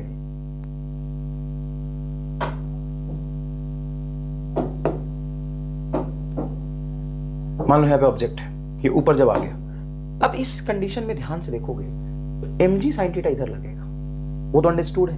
नॉर्मल और इसको अपन ड्रॉ ही नहीं करते हैं, क्योंकि नॉर्मल और mg cos theta incline plane के परपेंडिकुलर है, तो इसमें मोशन में उसका कोई रोल नहीं है। तो नीचे होगा आपका mg sin थीटा और ऊपर इसकी है वेलोसिटी v, तो ये v कम होगा। अब बात है कि रफ सरफेस है तो फ्रिक्शन कहाँ लगेगा, mg sin थीटा तो नीचे है, क्या फ्रिक्शन ऊपर लगेगा कि नीचे लगेगा, अभी सोचने वाली बात है। तो कई लोग कहते हैं सर कि ऑब्जेक्ट ऊपर ट्रांसलेट कर रहा है तो फ्रिक्शन नीचे लगा लो, तो मुझे कोई दिक्कत नहीं है, आप जहां कहोगे मैं वहां लगा लूंगा। चलो फ्रिक्शन नीचे लगा लेते हैं। कई लोग कहते हैं सर फ्रिक्शन नीचे लग रहा है, चलो एक बार नीचे लगा के देखते हैं। मान लो फ्रिक्शन बेटा नीचे आपने लगाया, ये फ्रिक्शन लग रहा है नीचे। अब सेंटर ऑफ मास के अबाउट ये है तुम्हारा रेडियस r, तो टॉर्क की डायरेक्शन क्या होगी, तो यहाँ पे रखोगे r, position vector centre of mass से। देखना भाई ऐसे ही करते हैं ना, दाहिना हाथ सेंटर ऑफ मास पे ले जाते हैं और पोजीशन वेक्टर की तरफ रखते हैं, फोर्स नीचे, तो ये क्लॉकवाइज आ रहा है, अंदर की तरफ क्लॉकवाइज, और ओमेगा भी तो इसका इसी डायरेक्शन में है। तो नीचे की तरफ जो टॉर्क लग रहा है इसके ओमेगा को बढ़ा देगा, देख अल्फा जिधर टॉर्क उधर ही आई अल्फा उधर ही होगा, तो ओमेगा को बढ़ा देगा। तो ओमेगा तो बढ़ कैसे सकता है, ऊपर जाएगा तो ओमेगा बढ़ता हुआ थोड़ी ना जाएगा, ओमेगा तो कम हो रहा था। तो इसके लिए अपने को ये देखना पड़ेगा, ये जो डायरेक्शन अपन ने बनाया है फ्रिक्शन का वो गलत है, तो सही डायरेक्शन फ्रिक्शन का देखो क्या होगा, ऊपर। अब ऊपर लगने से फ्रिक्शन कैसे कंट्रोल करेगा, देखना ये फ्रिक्शन, ये आपका रेडियस वेक्टर r। जब ऊपर फ्रिक्शन लग रहा है तो पोजीशन वेक्टर की तरफ हाथ रखोगे, फ्रिक्शन ऊपर है तो बताओ टॉर्क कहाँ है, एंटी क्लॉकवाइज, ऐसे एंटी क्लॉकवाइज टॉर्क देगा, मतलब एंटी क्लॉकवाइज एंगुलर एक्सीलरेशन है, और ओमेगा क्लॉकवाइज है, मतलब ओमेगा घटेगा, और v तो घटा रहा है। v को किसने घटाया, mg sin थीटा ने। v को किसने घटाया, mg sin थीटा ने। और इसके एंगुलर स्पीड को किसने घटाया, ये फ्रिक्शन ने। तो फ्रिक्शन कहाँ लाएगा, ऊपर। तो बेटा ये सवाल पूछ लेते हैं कि जब मैं रफ और सरफेस पे किसी ऑब्जेक्ट को ऐसे फेंक दिया, फ्रिक्शन किधर लगेगा, ऊपर की तरफ लगेगा। चलो मैंने फ्रिक्शन ऊपर लगा लिया, कोई दिक्कत नहीं, ठीक है। अब लगाते सीओ में। आंसर निकालने का अगर बात होगा तो मैं एक ही लाइन में लिख दूंगा, उसमें कोई खास बात नहीं, लेकिन सॉल्व करके कंसेप्ट समझाया पहले। तो सीओ में लगो, तो यहाँ पे पोटेंशियल एनर्जी अपन ने मान लो 0 माना होगा, तो यहाँ पे काइनेटिक बोलो, काइनेटिक होगा sir half mv square plus half I omega square. Maximum height पे इसकी v भी 0, ओमेगा भी 0, तो एक पोटेंशियल बचेगा mg। इस बार रफ होने की वजह से जो पोटेंशियल एनर्जी बना है वो काइनेटिक ट्रांसलेशनल, काइनेटिक एनर्जी और रोटेशन दोनों की वजह से बना है। यहाँ पे फिर से आप कॉमन ले लेंगे तो ये बनेगा आपका वो एक term half m v square, तो टर्म बनेगा 1/k square by r square is equal to mgh। तो m से m कैंसिल होगा, तो यहाँ पे आप लिख सकते हैं कि सर ये जो हाइट है g नीचे चला जाएगा तो ये आ जाएगा v स्क्वायर बाई 2g, और ये 1/बीटा, क्योंकि बीटा बराबर 1/दिस होता है तो ये हो जाएगा 1/बीटा। h इज इक्वल टू आएगा sir v square by 2g into beta, v square by 2g into beta. तो बताइए रफ सरफेस है, particle on rough surface, rough inclined plane. तो रफ इंक्लाइंड प्लेन पे जो हाइट आएगा वो क्या आएगा बोलो, ये आएगा sir v square by 2g beta. अब रख दो 0.5, 0.6, 0.66, 0.71। बताओ रिंग के लिए क्या होगा, v square by 2g, ring के लिए v स्क्वायर बाई 2g, इसके लिए निकालोगे तो v square by 2g into beta 3/5, 3/5, 5 ऊपर मतलब 5v स्क्वायर बाई 6g। यहाँ पे रखोगे v square by 2g into beta 0.66 मतलब कितनी बार तुमने यूज किया होगा, मतलब 2/3, तो 2/3 तो ये हो जाएगा 4, 3/4g, ये हो जाएगा तुम्हारा v²/2g। बीटा, बीटा में 5/10 तो 7v²/10g, ये आंसर। समझ आया कि नहीं आया? बहुत आसान है, कोई खास बात नहीं। अच्छा हाँ, एक बात आप कह सकते हो कि सर इसमें ना आपने जो लगाया है ये बीटा, कभी तो आप ऊपर लगा रहे हो कभी नीचे लगा रहे हो, तो चलो इसका भी MR स्टार बताता हूं। दिक्कत नहीं आने दूंगा कहीं भी, दिक्कत कहीं भी नहीं आने दूंगा। इसका MR स्टार बताता हूं। इसका MR स्टार बहुत आसान सा है कि जहां जी वहां बीटा, जहां एक्सेलरेशन वेलोसिटी या हाइट लिख रहे हो, एक्सेलरेशन लिख रहे हो, वेलोसिटी लिख रहे हो या हाइट लिख रहे हो, जहां जी वहां बीटा। देखिए ना, या जी बीटा, या देख जी बीटा, यहां देख एक्सेलरेशन वाले टर्म में देख जी बीटा, तो जहां पे जी वहां पे बीटा चिपका दे। कहां कंफ्यूजन है बता? जहां जी वहां पे बीटा है, जहां जी है वहां बीटा है, जहां जी है वहां बीटा है, जहां जी है वहां बीटा है। अच्छा, अब आओ फ्रिक्शन की बात कर ले। फ्रिक्शन जो अपन ने निकाला था, फ्रिक्शन की वैल्यू आई थी, फ्रिक्शन इज इक्वल टू, याद करिए फ्रिक्शन की value mg sin theta, static का केस था, mg sin थीटा बटा 1 + r²/k²। अब सर बताओ, ये तो बीटा नहीं है, अब MR स्टार कहां जाएगा? क्या कर पाएगा? क्या लगता है इसका कुछ हो पाएगा? क्या लगता है तुमको इसका कुछ हो पाएगा? इसमें तो 99% जनता लेट गई होगी, सर इसका तो कैसे कर पाओगे? हमने तो कहीं ना सुना है नहीं देखा है, तो युगांडा कब गए थे? तो आओ मैं तुम्हें ले चलता हूं और वहां पे MR स्टार से मिलाता हूं। ऐसी चीज जो सच में देखने के बाद कहोगे सर अब मान गया, अब मान गया सर, नहीं पड़ेंगे चक्कर में, कोई नहीं है टक्कर में, नहीं पड़ेंगे चक्कर में, कोई नहीं है टक्कर में, आओ दिखाओ।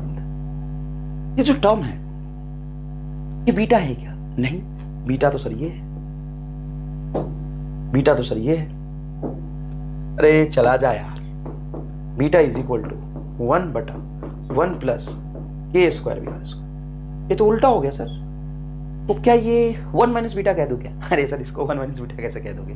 ये 1/1 + r²/k², ये 1/1 + k²/r² को बीटा कहते हैं। तो r²/k², ये तो कैसे बनेगा सर? हाँ सही बात है, नहीं पता कैसे बनेगा। इसीलिए कहीं भी तुम्हें किताबों में या कहीं टीचर ने ये चीज नहीं बताया। सर फ्रिक्शन कैसे निकालते थे? तो कैलकुलेशन करके, इसीलिए तो तुम निकाल नहीं पाते थे और तुम छोड़ देते थे। लेकिन मेरे यहाँ पे होते हुए तुम्हें किसी चीज को छोड़ने की जरूरत नहीं है, एकदम गर्दा गर्दा उड़ा देगा। देख अब इधर सर, बताओ सर, आप तो बताओ, हम उड़ा देंगे। देख ये सच में 1 - बीटा है। क्या बात कर रहे हो? क्या बात कर रहे हो? सच में 1 - बीटा है। हाँ दिख नहीं रहा लेकिन है, मैं तुम्हें प्रूफ करके दिखाऊंगा। देखो बेटा, ये जो चीजें बनी हैं अगर इतनी आसान होती तो तुम्हें पूरे भारतवर्ष में कहीं भी पढ़ने को मिल जाता आसानी से। बता देना मुझे कितने लोगों ने ये ऐसे निकाला है, ये सच में 1 - बीटा करके निकाला है। क्योंकि अगर 1 - बीटा हुआ तो वही हो गया, 0.5, 0.6, 0.66 बीटा था, तो 1 - बीटा हो जाएगा तुम्हारा 0.5, 0.4, 0.33, 0.28, 0.5, 0.4, 0.33, 0.28। अगर वो टर्म आया तो सीधा मैं mg sin θ रख दूंगा वो। हाँ, अरे हाँ, निकालने की जरूरत ही नहीं है, चाहे कुछ भी पूछ ले, कुछ भी पूछ ले, कुछ भी पूछ ले। तुम्हें अगर बीट 1 - बीटा याद है तो ये भी काम कहानी खत्म। आओ कराता हूं, 1 - बीटा से ही लेके चलता हूं। 1 - बीटा, 1 - बीटा, बीटा की वैल्यू ये मैं प्रूफ कर दूंगा। 1 - बीटा ये आ जाएगा। देख 1 - बीटा की वैल्यू रख 1/1 + k²/r²। तू जाके पूछना दुनिया से ये क्यों। r² यहां को एलसीएम में ले ले, r² एलसीएम ले में तो r² ऊपर चला जाएगा, बचेगा 1 - r² बटा, एलसीएम में लिया तो r² + k²। फिर इसको पूरे टर्म को एलसीएम में ले ले, जब पूरे टर्म को एलसीएम में लेगा ये बचेगा r² + k² - r² बटा r² + k²। ठीक है बेटा, r² से r² कैंसिल हो गया। हाँ सर कैंसिल हो गया, क्या बचा? k²। Okay my dear, okay. अभी जो k² बचा है, नीचे बचा r² + k²। इस k² को नीचे ले आए। आधी जनता तो इसमें बेहोश हो जाती है, सर ऊपर वाले टर्म को नीचे कैसे ले आते हो सर, हमें नहीं समझ आता। अरे नीचे आएगा तो बिल्कुल नीचे जाएगा। तो ये k² को अगर नीचे लाओगे तो बचेगा 1 बटा, नीचे आके दोनों में डिवाइड होगा तो r² बटा k², और k² बटा k² 1। अंधेरी घाटियों से निकल के आता हुआ ये MR स्टार, ये रहा तुम्हारा आंसर। 1/1 + r²/k², 1 + r²/k²। यही तो 1 - बीटा ही तो आ गया। बताओ मोक्ष मिला कि नहीं मिला? एकदम ईमानदारी से बताओ। जब मैंने खुद ही इसका इन्वेंशन किया था तो मुझे आश्चर्यजनक चीज लगा था। मुझे ऐसा लगा था काश मुझे ऐसा चीज पहले मिल जाता, काश ऐसा कोई मुझे पढ़ा देता, ऐसी चीजें निकाल के मुझे कोई दे देता, तो आज तो मैं यहां नहीं होता, यहां नहीं होता, बढ़िया जगह पे होता। काश उस दिन उस समय कोई मुझे ये चीज समझा देता। तुमने कब पढ़ा है क्या ये चीज? आधी जनता सोचे सर सही हुआ कोई नहीं बताया, तो क्या बताओ, वो बता देता, आप निकल लेते, तो फिर हमको कौन बताता। देख भाई खत्म हो गया। फिर अब सोच, इंक्लाइन प्लेन पे, स्मूथ इंक्लाइन प्लेन पे अगर मैं ऑब्जेक्ट रख दूं, स्टैटिक फ्रिक्शन लग रहा हूं, तो कितना लगता है mg sin थीटा। यहाँ पे यहाँ पे कितना लगेगा mg sin theta into beta. इसको कहते हैं, किसको कहते हैं, इसको कहते हैं mr स्टार, इसको कहते हैं mr स्टार का भाई mg sin theta into beta. काबा फिजिक्स में काबा mg sin theta into beta, mg sin theta.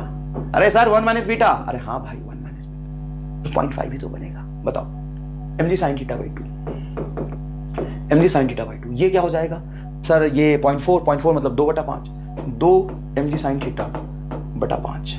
Sir ये 0.33 मतलब 1/3, शर्म कर 0.3 मतलब 0.33 मतलब 1/3। ये तो तुमने 1000 बार यूज किया होगा। mg sin थीटा आंसर आ गया। सर ये 0.28 को आप कैसे लिखोगे? 0.28 को लिखूंगा 7 21 2/7, 2/7 mg sin थीटा, ये आएगा तेरा 0.28 mg sin थीटा। आंसर खत्म। अब इन नंबर ऑफ टाइम्स नीट में ये पूछा जा चुका है कि प्योर रोलिंग मोशन शुरू करने के लिए, प्योर रोलिंग मोशन शुरू करने के लिए म्यू की वैल्यू कितनी होनी चाहिए? प्योर रोलिंग मोशन शुरू करने के लिए म्यू की मिनिमम वैल्यू कितनी होनी चाहिए? मेरी बात सुनो, इंक्लाइन प्लेन पे प्योर ट्रांसलेशनल मोशन स्टार्ट करने के लिए म्यू का वैल्यू कितना होना चाहिए? म्यू बराबर tan थीटा। अगर म्यू बराबर tan थीटा तो अबाउट टू मोशन में होगा, अबाउट टू मोशन में आ गया तो थोड़ा सा भी बढ़ेगा तो मोशन में आ जाएगा। तो म्यू बराबर tan थीटा, यहाँ पे क्या होगा? म्यू बराबर tan थीटा, म्यू बराबर tan theta into 1 minus beta. Oh my God, mu बराबर tan theta into 1 minus beta मतलब tan थीटा बाई 2। एक रिंग को प्योर रोलिंग मोशन कराने के लिए मिनिमम कोएफिशिएंट ऑफ फ्रिक्शन चाहिए tan थीटा बाई 2। इधर बोल 2/5 tan थीटा, ये बोल tan थीटा बाई 3, ये बोल 2 tan थीटा बाई 7। आंसर बता, कोई नहीं है टक्कर में। ये आंसर कहां पर है? वो चक्कर में कोई नहीं है टक्कर में। ये रहा तुम्हारा आंसर 2 tan थीटा बाई 7। बता रोलिंग मोशन के सवाल होंगे कि नहीं होंगे? सर लग तो रहा है, आओ करके दिखाते हैं। लगने से नहीं होता, करने से होता। सवाल देखो, when body is rolling without slipping on a rough horizontal surface then work done by friction always 0। Pure rolling अगर कर रहा है, देखो body is rolling without slipping, without slipping मैंने स्लिप नहीं किया, स्लिप नहीं किया तो इंस्टेंटेनियसली वो पॉइंट कांटेक्ट पॉइंट रेस्ट में, मतलब नेट वर्क डन लिखोगे force into displacement, velocity 0 displacement 0 तो नेट वर्क डन 0। ये तो समझा है, ये तो सारा खेल यही से तो शुरू हुआ था। तो बच्चा इसका आंसर तो याद रख लेता है लेकिन खेल नहीं समझ पाता। अरे खेल समझो बेटा, खेल एमआर स्टार का खेल समझो। अब आगे देखो, अब आंसर देखो, रख दू कलम यहाँ पे, तू भी रख देगा कलम। कसम है तुम्हें, कसम है तुम्हें नीट की, कसम है तुम्हें हमारे स्टार की, खा के बता दे और तुम्हें सॉल्व करके जवाब दे देना मुझे। आज ग्रुप में लिख देना तू कि सर हमारे स्टार की कसम, बिना पेन यूज किए हुए, बिना पेन यूज किए हुए मैंने रोलिंग मोशन के 10 सवाल कर लिए। बेटा पहले दिन 10 ही कर ले, सारे नहीं कर लेगा तू। अब कुछ लोग होंगे A type B type C type समझते हो, वो कहेंगे सर ये वाला यहां नहीं लग रहा। अरे मेरी भाई बहन, जहां लग रहा वहां तो लगा के आंसर निकालो। पहले पहले ये तो सीखो। तुम ये नहीं सोच रहे कि तुम में से 90% जनता रोटेशन मोशन छोड़ के जाती थी, तुम में से 70-80% जनता नीट का विद्यार्थी रोटेशन मोशन छोड़ता है। वहां पे मैं तुम्हें यह समझा दिया कि पहला 10-20 सवाल प्योर रोलिंग मोशन के लास्ट ईयर के जो पूछे हुए सवाल है उसको कलम फेंक दे कलम। बिना कलम के बैठ, नीट और एमआर स्टार की कसम है तुम्हें, और बिना कलम के तुम्हें सवाल होगा। आओ करते हैं। मैंने भी मार्कर हटा दिया, मार्कर हटा के अब सवाल देखना कैसे सॉल्व होगा। Solid sphere ball is rolling without slipping. Solid sphere आ गया ना 0.71 मतलब 5/7। Slipping down incline plane then fraction of total energy associated with rotation. अच्छा रोटेशन बोला है, रोटेशन मतलब बोला है तो 2/7, 5/7 में 1/5/7 घटाए 2/7, 2/7 आंसर। किसको कहते हैं एमआर स्टार 2/7। अजंता बेहोश लेटी पड़ी, पता नहीं चल रहा कहां लेटी पड़ी। यह है 2/7 आंसर पक्का सर, ये आएगा। निकाल ले ना, ठीक है। आगे देख, A solid sphere of mass m and radius r rolls down an inclined plane of height h without slipping. कौन है? सॉलिड सिलेंडर मतलब डिस्क. सॉलिड सिलेंडर मतलब डिस्क. फील कराया था इस बात को. डिस्क मतलब 0.66 मतलब 2/3 into 2gh. क्या है नीचे, क्या पूछा है? वेलोसिटी पूछा है का स्पीड पूछा है. √2gh into बीटा मतलब 2/3 मतलब 4 मतलब 4 में से 2 बाहर चला जाएगा, नहीं ले जाओगे तो 4. ये आंसर है. √4gh/3. कहां पड़े हो चक्कर में? कोई नहीं है टक्कर में हमारे स्टार के टक्कर में कुछ बना ही नहीं आज तक फिजिक्स में. ये जवाब √4gh/3. आधी जनता को तो भरोसा नहीं हो रहा. ये सपना तो नहीं देख रहा है. अरे सपना नहीं देख रहा तो ये आंसर है. ऐसे सवाल हो सकता है क्या? सवाल ही तो है ये. लास्ट ईयर के पूछे हुए सवाल है, जाके देख ले. लास्ट ईयर के पूछे हुए सवाल है. मुझे भी नहीं हो रहा कि मैं सही बता रहा हूँ कि गलत बता रहा हूँ. आगे देख. Incline plane makes an angle 30 degree with the horizontal. Solid sphere rolling down this incline plane from the rest without slipping has a linear acceleration. Solid sphere का एक्सीलरेशन पूछा है. एक्सीलरेशन पूछा है सॉलिड स्फीयर का, तो g sin theta into beta 7.7 मतलब 5/7. 5/7 5/7 5/7 और into beta की value 5/7 g sin theta. g की वैल्यू रखा है कि नहीं? 30 डिग्री है तो 1/2 तो 5g/14. अरे 5/7 और sin 30 की वैल्यू रख दी ना 30 degree. g sin 30 into beta आएगा ना. g sin 30 इंटू बीटा, तो g रहा, sin 30 1/2 और बीटा की वैल्यू 5/7 तो 7 और 2 14. ये आंसर है. What is the maximum coefficient of friction for the solid sphere to roll without slipping on an inclined plane of inclination theta? Mu की value पूछी से. कहा पूछी से हो? अरे म्यू पूछ रहा भैया. ओहो काबा. अरे काबा. सॉलिड स्फीयर मतलब 0.28 का मतलब होता है 2/7. कैसे सर 2/7? हमें तो नहीं समझ आ रहा. बस 0.28 जैसे 2/7 तो 2 को 7 से कैंसिल करेगा तो 7 21 मतलब 2.1 होता तो 3 आता. 3 से जस्ट कम 0.28 आ रहा है ना. ये 0.28 आएगा. ये 2/7 tan थीटा. ये आंसर है 2/7 tan थीटा. टेबल में देख ले. इसको कहते हैं 2 tan थीटा 2/7 tan थीटा. बेटा संयम से काम लोगे तो सुरक्षित रहोगे. ये रहा आंसर. आ गया क्या? 2/7 tan थीटा आंसर है. कहां है मेरे हाथ में कलम? कहां है कलम? बताओ. सवाल को सॉल्व करने के लिए अगर आप MR स्टार यहाँ पे यूज कर रहे हो तो आपको कलम की कोई जरूरत नहीं है. कलम तो पुरानी बातें हो गई. वो तो एक जमाना था जब आप कलम यूज करते थे. पर्टिकुलरली इस सेक्शन में आपको कलम यूज करने की जरूरत नहीं है. A solid sphere of wall rolls on a table. Ratio of its rotational kinetic energy to total kinetic energy. Solid sphere. Rotational to total. Solid sphere में rotation to total. मतलब 0.28 मतलब 0.28 का मतलब हो गया तुम्हारा 2/7 आंसर है. अगर सॉलिड स्फीयर 2 बार आ गया. अगर सर सॉलिड सिलेंडर आता तो फॉर सॉलिड सिलेंडर मतलब डिस्क मतलब पॉइंट रोटेशन बाय टोटल बोला है तो 0.33 मतलब 1/3. किसको कहते हैं 1/3 आंसर कहते हैं. आगे देख. Hollow cylinder and solid cylinder are rolling without slipping down an inclined plane. Then which of this reached earlier? पहले कौन पहुंची? Hollow cylinder and solid cylinder are rolling. Hollow cylinder and solid cylinder तो पहले नीचे कौन पहुंचेगा? तो जिसकी एसिलेशन ज्यादा होगी वो पहले पहुंचेगा. एसिलेशन किसकी ज्यादा होती है? तो एसिलेशन होता है देखो 0.5 0.6 0.66 0.71. तो डिस्क की वाले की ज्यादा होगा तो सॉलिड पहले पहुंचेगा. बहुत आसान है. जिसका एसिलेशन ज्यादा हुआ वो पहले पहुंचेगा. बात खत्म. अच्छा चलो एक सवाल और है. कलम में इसलिए उठा रहा हूं क्योंकि मुझे थोड़ा समझाना है. बाकी आंसर तो मैं ऐसे ही निकाल दूंगा. और ये सवाल है IIT एडवांस 2014 का. आपका सवाल है भाई. IIT एडवांस का सवाल है. IIT एडवांस 2014 का सवाल है. देखना सवाल पहले समझा देता हूं. आंसर तो बिना कलम का करूंगा. रोलिंग मोशन चाहे इंक्लाइन प्लेन हो या हॉरिजॉन्टल सरफेस हो, कसम है तुम्हें कलम नहीं उठाना. अगर कलम उठाने की जरूरत है तो छोड़ देना यार. अगर ऐसा सवाल है, बहुत मुश्किल सवाल है, तो छोड़ दे, वो नहीं आएंगे। नीट में जैसे सवाल आते हैं उसके लिए कलम उठाने की जरूरत नहीं पड़ेगी।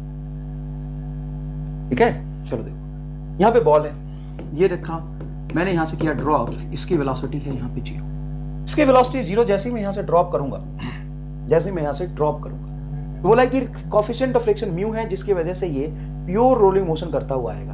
मतलब इस रीजन में ये प्योर रोलिंग मोशन करता हुआ है, लिखा था कहानी में, ये प्योर रोलिंग मोशन कर रहा है। हेमिस्फेरिकल बॉल है, हेमिस्फेयर है ये, हेमिस्फेयर है, ये भी बता दिया कि हेमिस्फेयर है ये। यहां से बॉल को छोड़ दिया, ड्रॉप किया, ये भागता भागता भागता भागता यहाँ आएगा, तो ये यहाँ पे इस कंडीशन में इसकी वेलोसिटी होगी v, एंगुलर स्पीड होगा ओमेगा। जब ये ऊपर चलेगा तो स्मूथ सरफेस है। ऑब्वियस सी बात है कि अगर स्मूथ सरफेस है तो इसका रोलिंग मोशन पे कोई फर्क नहीं पड़ेगा, क्योंकि यहाँ से टॉर्क खत्म हो जाएगा। तो कितने मैक्सिमम हाइट तक जाएगा, तो मैक्सिमम हाइट पे पहुंच के इसका टेंजेंशियल वेलोसिटी तो 0 होगा, लेकिन ओमेगा एज इट इज रह जाएगा। यहां से इसको ड्रॉप किया था रेस्ट से, बोला था यहां से h हाइट से ड्रॉप किया, ग्राउंड से कितनी हाइट से ड्रॉप किया, h हाइट से, तो ग्राउंड से कितनी स्मॉल h हाइट तक जाएगा। ठीक है, तो आओ सॉल्व करें। तो मान लेता हूं कि ये सेक्शन है यहाँ पे A, ये सेक्शन है B और ये सेक्शन है C। पहले मैं लगाता हूं COME between A to B। A और B के बीच में अगर तुम COME लगाओगे तो लिखोगे इसकी potential energy mgh plus kinetic 0 बराबर, यहाँ पे potential 0 plus kinetic energy half mv square plus half i omega square. यहाँ पे ध्यान से देखो, आप इसको mgh लिखो, यहाँ से हाफ mv स्क्वायर कॉमन निकालो तो यह आएगा 1 plus k square we are square. तुम्हें नहीं लग रहा कि जितने भी सवाल है सब यही आ रहा है, सब में यही आ रहा है? आन दे, फिर हाफ से हाफ कटेगा, v ये हो जाएगा तुम्हारा, नीचे चला जाएगा बीटा, ये नहीं ये होगा 1 अपॉन बीटा, उधर चला जाएगा, तो ये इसको रख सकते हो तुम,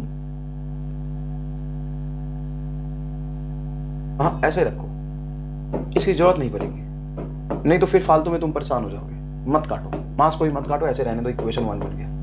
मास को भी मत काटो, ऐसे रहने दो, इक्वेशन 1 बन गया। अब चलो B से C तक लगाओ, COME between B to C।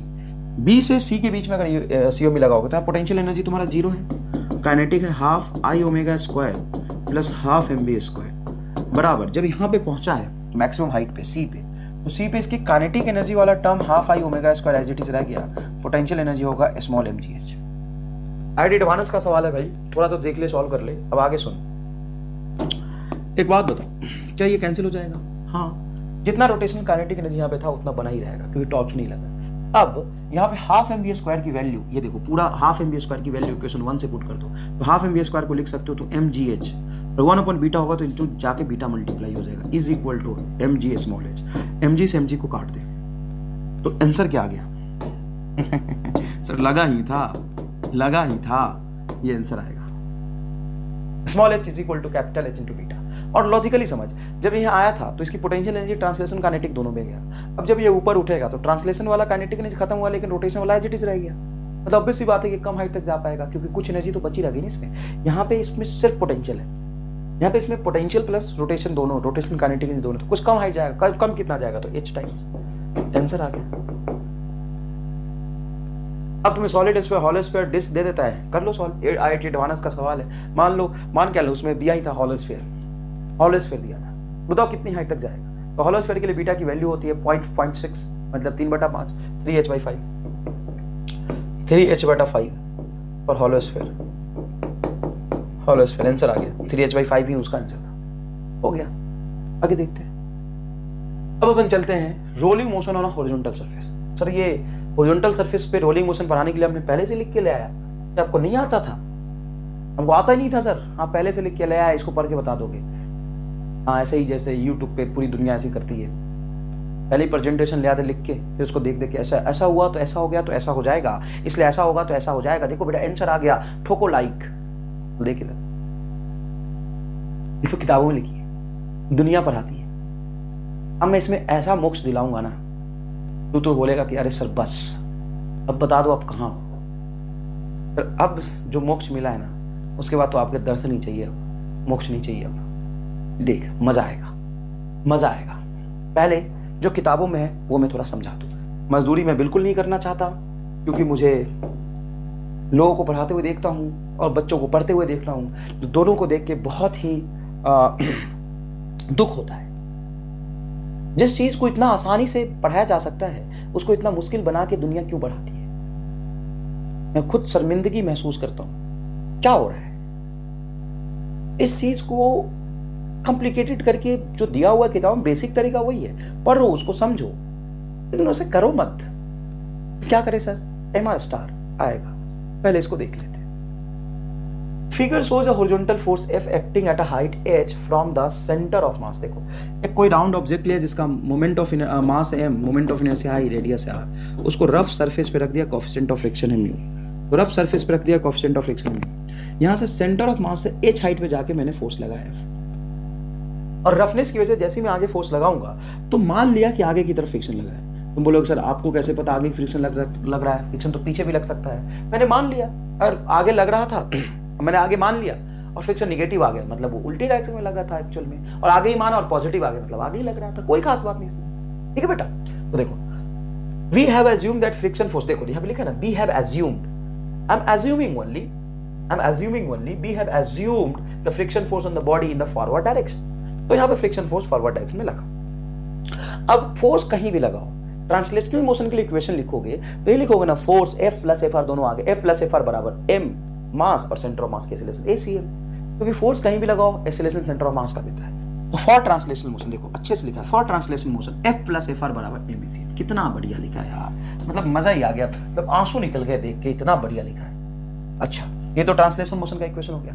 Rotation के लिए बात करोगे, तो इस पॉइंट के अबाउट इसको घूमना है सेंटर ऑफ मास के अबाउट। सेंटर ऑफ मास के अबाउट टॉर्क कितना लगेगा? तो इस F फोर्स के लिए लगेगा, यहाँ पे जो F फोर्स लगा FH, और ये होगा तुम्हारा क्लॉकवाइज, लेकिन ये होगा R इंटू FR, ये होगा एंटी क्लॉकवाइज। तो इसको लिखोगे FH minus FR into R। देखो FH, देखो ना FH minus FR, friction F into R बराबर IC इंटू अल्फा, और अल्फा की वैल्यू अपने को पता है कि अल्फा को अपन लिख सकते हैं ACM बाई R, बिल्कुल लिख सकते हैं, अल्फा को लिख सकते हैं ACM बाई R, यहाँ पे अल्फा को लिख लिया मैंने ACM बाई R, और ICM को MK स्क्वायर लिख सकते हैं, तो MK स्क्वायर लिख देते हैं, MK square into ACM by R। फिर यहाँ पे क्या किया अपन ने कि R को कॉमन ले लिया, तो जैसे ही R को मैंने कॉमन लिया तो यहाँ पे R चला जाएगा, तो यहाँ पे भी R आ जाएगा, तो FH बाई R, समझना बेटा, FH by R minus F is equal to, यहाँ पे क्या बचेगा बोलो, MK square ACM by R, और एक R यहाँ से एक R और नीचे आ गया तो R स्क्वायर। ये टर्म बना इक्वेशन नंबर 2। अब इक्वेशन नंबर 2 और 1 को जोड़ देता हूँ, तो मैं यहाँ पे जोड़ ही देता हूँ एक बार, मैं इक्वेशन नंबर 2 भी यहाँ पे लिख देता हूँ। ये है F प्लस F बराबर MACM, है ना, ये इक्वेशन नंबर 2 और 1 को जोड़ के इक्वेशन नंबर 1। यहां से क्या कैंसिल होगा? तो यहां से आपका कैंसिल हो जाएगा F और ये F, तो ये बनेगा FH बाई R और ये F, तो F कॉमन निकाल लो, तो यहां पे बचेगा बेटा H बाई R प्लस 1, देखो ना बेटा H by R plus 1 is equal to ACM common निकाल लो, और चाहो तो M भी कॉमन निकाल लो, क्योंकि यहाँ पे M के स्क्वायर लिख दिया मैंने, तो MACM इंटू 1 प्लस, देखो यहाँ पे MACM बाहर गया, यहाँ पे भी ACM बाहर गया, यहाँ पे बचेगा K square by R square. तो बताओ नेक्स्ट आंसर क्या बनेगा तुम्हारा? बहुत इजी है, कोई खास बात नहीं है। तो यहाँ से ACM बन जाएगा बेटा, ACM बन जाएगा M बटा M इंटू ये वाला टर्म नीचे, और F into H by R minus 1, H by R plus 1, H by R, देखो यहाँ पे F बाहर गया तो H बाई R, और यहाँ पे 1 बचा था, F into H by H, F into H by R plus 1, ठीक है ना। तो देखो एग्जैक्टली यहाँ पे लिखा हुआ, देखो सॉल्व करके निकाल लिया, देखो ये रहा ACM बराबर 1 प्लस H बाई R, देखिए आप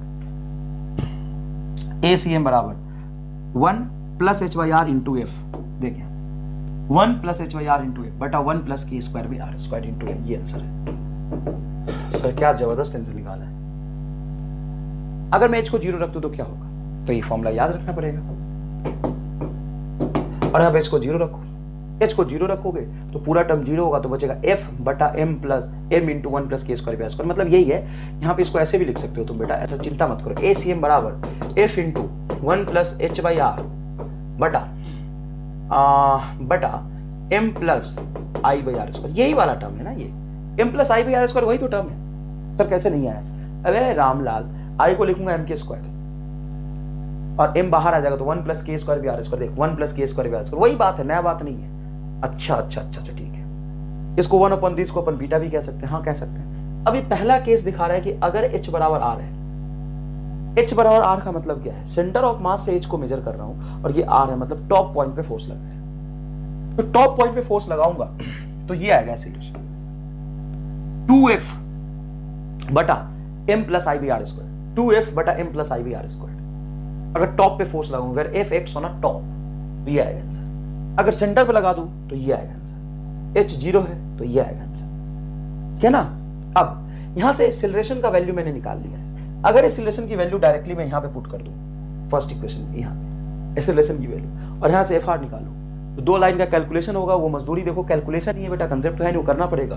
तो ये आ जाएगा आपका फ्रिक्शन की value, f r is equal to f h y r, जैसे यहाँ पे टर्म था ना एच वाई आर, वही है H y r minus k square B I square. देखो ये भी के स्क्वायर बी आई स्क्वायर। तो फ्रिक्शन फोर्स बराबर, देखो डायमेंशनली मैच होना चाहिए, तो फ्रिक्शन फोर्स बराबर एफ, फ्रिक्शन फोर्स बराबर एफ। यहाँ पे mg तो है नहीं, mg का मतलब mg है लेकिन हॉरिजॉन्टल डायरेक्शन में, फ्रिक्शन फोर्स f के टर्म्स में आ रहा है, f h y r minus k square b r square बटा 1 plus K square b r square. ये भयंकर फॉर्मूला है, थोड़ा छोटे फ्रंट पे लिखा हुआ इसलिए छोटा लग रहा है, इसको बड़ा कर दूंगा ना तो बेहोशी हो जाएगा अभी।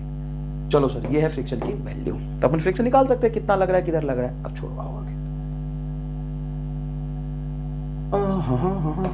अब आओ आगे।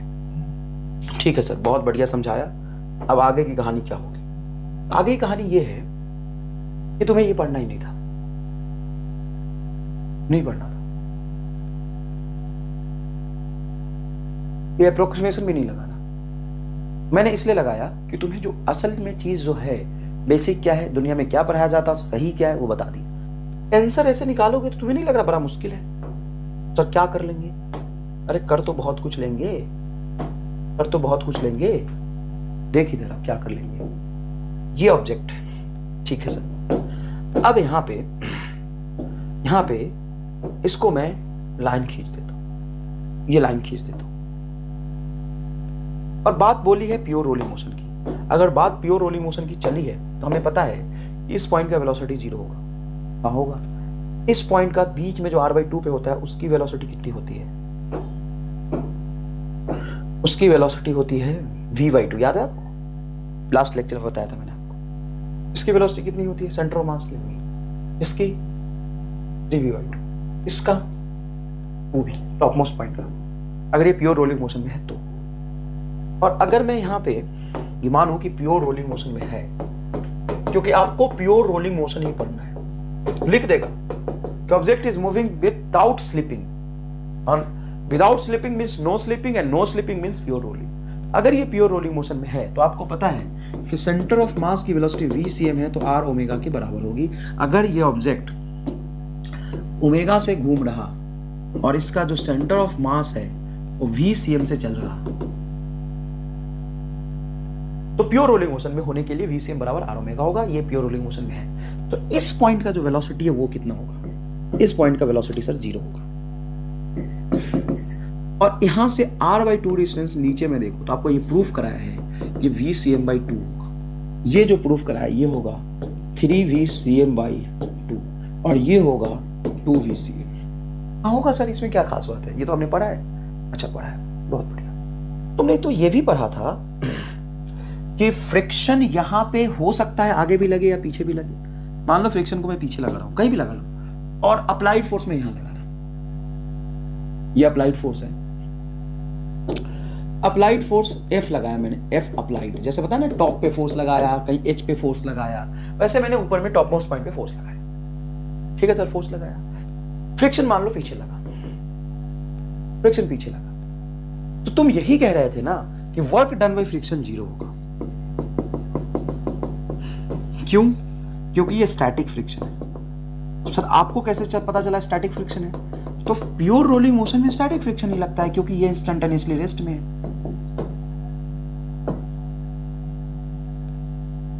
वर्क डन बाय फ्रिक्शन 0 है ना प्योर रोलिंग मोशन केस में, क्योंकि स्टैटिक फ्रिक्शन है। क्यों स्टैटिक फ्रिक्शन है? तो इंस्टेंटेनियसली ये स्लिप नहीं कर रहा। वो लिखा है ना, सवाल में लिखा, छोड़ना रोलिंग मोशन का कंसेप्ट, छोड़ना, छोड़ रोलिंग मोशन का कंसेप्ट छोड़। बता सवाल में क्या लिखते हैं? Body is moving, body is rolling without sleeping, मतलब रोल घूम तो रहा ही है बिना स्लीपिंग के। और जब स्लीपिंग ही नहीं है तो काइनेटिक फ्रिक्शन कहां से आएगा?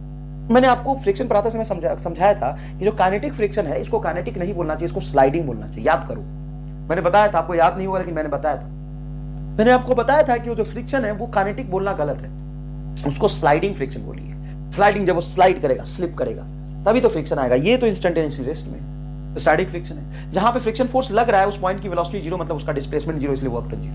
ठीक है, अब मैं फोर्स यहां पे लगाता हूं, मान लो यहां पे फोर्स लगाता हूं, यहां पे फोर्स लगा के एक बार दिखाता हूं, देखना ही तो है, देखना ही तो है, देख देख, माय गॉड, ये मैंने फोर्स लगाया।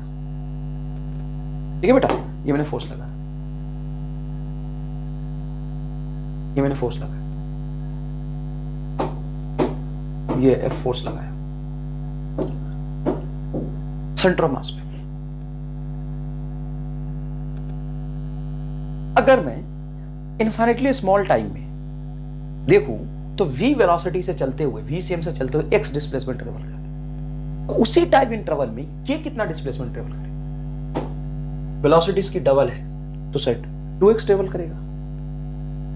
वर्क डन बराबर क्या होता है? वर्क डन बराबर होता है फोर्स इंटू डिस्प्लेसमेंट। हाँ होता है, तो डिस्प्लेसमेंट उतनी ही ज्यादा होगा जितनी ज्यादा वेलोसिटी होगी, डिस्प्लेसमेंट उतना ही ज्यादा होगा जितना ज्यादा वेलोसिटी होगा। हाँ सर, वेलोसिटी इसकी v है तो डिस्प्लेसमेंट x है, इसकी वेलोसिटी 2v है तो डिस्प्लेसमेंट 2x होगा, इसकी वेलोसिटी 3v/2 है तो इसका हो जाएगा 3x/2। एंड वर्क डन क्या होता है? फोर्स तो सबसे सेम है, डिस्प्लेसमेंट के प्रोपोर्शन में आएगा, और जितना ज्यादा वर्क होगा उसमें काइनेटिक एनर्जी उतनी ज्यादा इन्वेल्ट होने की कोशिश करेगी, एक्सेलरेशन ज्यादा प्रोड्यूस होगा। अच्छा, एक्सेलरेशन ज्यादा प्रोड्यूस होगा, ओके। और इस स्टैटिक फ्रिक्शन का कोई काम है नहीं, इसका रोल है बट वर्क डन जीरो है। Role in rotation, role in rotation किसका रोल? फ्रिक्शन का। Friction have a role in rotation, लेकिन इसका वर्क डन जीरो है, मतलब ये सिस्टम को एनर्जी नहीं दे रहा। मेरी बात सुनना बेटा, प्यार से अच्छे से कंसेप्ट समझना, कंसेप्ट समझना। तुम्हें यहां ऐसा लगेगा कि सर गुरु जी कहां हो आप, दर्शन दे दो एक बार, बस मोक्ष बहुत मिला, एक बार दर्शन चाहिए आपके। सर कैसे किया ये सब आपने? महसूस करा दूंगा कि सर ये कैसे किया आपने, ये क्या सोचा सर, ये फिजिक्स है। और जो भी सोचा, मैंने कोई मुश्किल चीजें नहीं सोचा, ऐसा सोचा कि तू सीधा आंसर लिखेगा चाहे सवाल कुछ भी पूछे। समझना थोड़ा सा, यहां पे फ्रिक्शन का रोल है लेकिन इसका वर्क डन जीरो है। अगर किसी का वर्क डन जीरो है तो वर्क एनर्जी थ्योरम में तूने पढ़ा है, चेंज इन काइनेटिक एनर्जी होता है। सारी फिजिक्स को मिला के रख दिया यहां पे, और मिलाने के बाद जो निकला वो सर्वश्रेष्ठ निकला, एकदम एमआर स्टार निकला। सबको मिला के क्या निकला? नया फिजिक्स निकला, और उसी को कहते हैं एमआर स्टार। एमआर स्टार एक चमत्कार है। बच्चे कहते हैं चमत्कार है सर, सोच नहीं है, चमत्कार है। तो देखो समझना, फ्रिक्शन का वर्क बोलो जीरो, मतलब फ्रिक्शन कोई वर्क नहीं कर रहा। वर्क डन बराबर चेंज इन काइनेटिक, वर्क नहीं हुआ तो काइनेटिक नहीं चेंज नहीं हुआ, मतलब उसकी वजह से कोई स्पीड नहीं है, उसकी वजह से कोई एक्सीलरेशन नहीं है। तो एक्सीलरेशन लाने का काम कौन कर रहा है सर? ये अप्लाइड फोर्स। तो नेट पुलिंग फोर्स में ये अप्लाइड फोर्स आएगा। अब ये अप्लाइड फोर्स अगर सेंटर ऑफ मास पे लगा तो F आएगा, इसका वर्क डन F के प्रोपोर्शनल होगा। और यहां लगा तो यहां लगने से जितना F काम कर पाएगा, वर्क कर पाएगा, यहां लगने से दुगना वर्क कर पाएगा, तो सर 2F आएगा। यही तो कह रहा हूं, अगर मैक्स टॉप पे लगाया तो 2F आया, सेंटर पे लगाया तो F आया, तो निकाल के देख ले जहां लगाना है। बेटा वो कंसेप्ट को मैं क्यों पढ़ूं जैसे किताबों में दिया है, उसको समझने की कोशिश करो ना, सिंप्लीफाई करने की कोशिश करो। अब तो सवाल फेक, और अगर तुम्हें रखना है, अब सोच, ये बहुत बड़ी बात है कि रोलिंग मोशन और इंक्लाइन प्लेन तो छोड़, रोलिंग मोशन और हॉरिजॉन्टल सरफेस के भी सवाल कलम रख दे और आंसर निकाल, चाहे कुछ भी पूछे तू आंसर निकाल लेगा। सर कुछ भी पूछे तो कैसे निकाल लेंगे? इसलिए निकाल लेगा कि सारा खेल से एक्सीलरेशन का, एक्सीलरेशन आया तो अल्फा है, अल्फा है तो फ्रिक्शन आया, सब आ जाएगा। करो सॉल्व, देख क्या सवाल देख। Pure rolling motion of horizontal surface solid sphere, क्या ये सॉलिड स्फीयर? चलो हॉलो ले लेता हूं, सॉलिड ज्यादा ले लिया, कई बार सॉलिड आ गया ना, हॉलो ले लेता हूं। सर कलम उठा लिया आपने, अरे कलम उठाया रामलाल सवाल को चेंज करने के लिए, सॉल्व नहीं कर रहा। हॉलो सॉरी, फिर सॉलिड लिख लिया तेरे चक्कर में। Hollow sphere, hollow sphere of mass m, radius r, कहां लगा है फोर्स बता? सेंटर पे। सेंटर पे कहां लगा सकता था? ऊपर लगा सकता था। सर h हाइट पे लगा लिया तो तुम्हें अगर h हाइट पे लगा दिया किसी h हाइट पे और तुमसे कुछ पूछ रहा, सबसे पहली बात ये तू जाके ढूंढ कि नीट में कभी पूछा है क्या।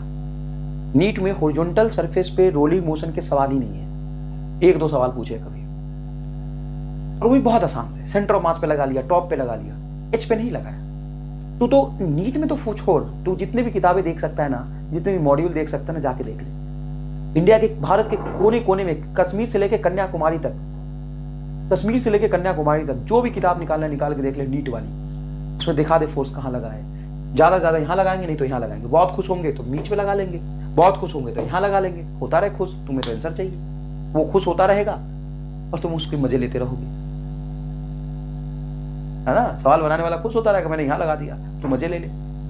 पता आंसर क्या होगा? तो सफिशिएंट फ्रिक्शन है म्यू, हॉलो स्फीयर है तो सेंटर ऑफ मास की एक्सीलरेशन निकालिए। तो आंसर सीधा लिख, acceleration is equal to applied force f, सीधा एफ आएगा, कोई दिक्कत नहीं, एफ आएगा बटा मास इसका एम प्लस हॉलो स्फीयर है तो हॉलो स्फीयर का मोमेंट ऑफ इनर्शिया होता है 2/3 mr स्क्वायर।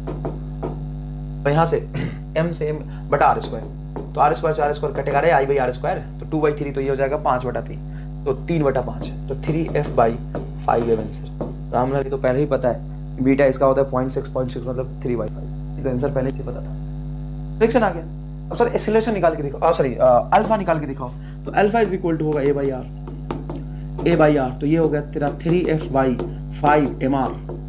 mr स्टार में mr घूम रहा, इसलिए जल्दी निकाल दिया मैंने इसका mr स्टार, इसमें खुद ही mr घूम रहा है, और जहां खुद अगर mr आ जाए तो क्या होगा उसका सोच ले। आगे बता तू अल्फा आ गया तो फ्रिक्शन बता क्या होगा। फ्रिक्शन को सर कहीं भी मान लो अपन तो निकाल लेंगे। चलो सर अगर आप आगे मान ले तो आगे मान लो, माना। अब देख आगे फ्रिक्शन और आगे ही फोर्स, तो फोर्स बराबर होता है मास इनटू एक्सीलरेशन। तो फ्रिक्शन है तो फोर्स, रफनेस है तो फ्रिक्शन आएगा, तो F प्लस FR दोनों आगे लग रहा है, बराबर रे मेरे लाल बराबर m इंटू ए। ACM की वैल्यू निकाल लीजिए 3f/5m, तो रखो friction is equal to m into 3f/5m minus f। देखो ये f को उधर ले गया, ACM की वैल्यू रख दी। अब यहाँ से m से m कटेगा, f बाहर आ जाएगा, f बाहर आ जाएगा, ये LCM लोगे तो ये होगा 3 माइनस 5/5 है ना, 3 माइनस 5/5, तो ये हो जाएगा तुम्हारा -2/5। लिख रहे हो ना, 3 में से 5 जाएगा तो 2 आएगा, मतलब फ्रिक्शन की वैल्यू आ गई -2f/5, मतलब फ्रिक्शन बैकवर्ड एक्स में लग रहा है, क्योंकि आपने आगे माना और निगेटिव आ गया, मतलब फ्रिक्शन कहाँ लग रहा है, बैकवर्ड एक्स में लग रहा है।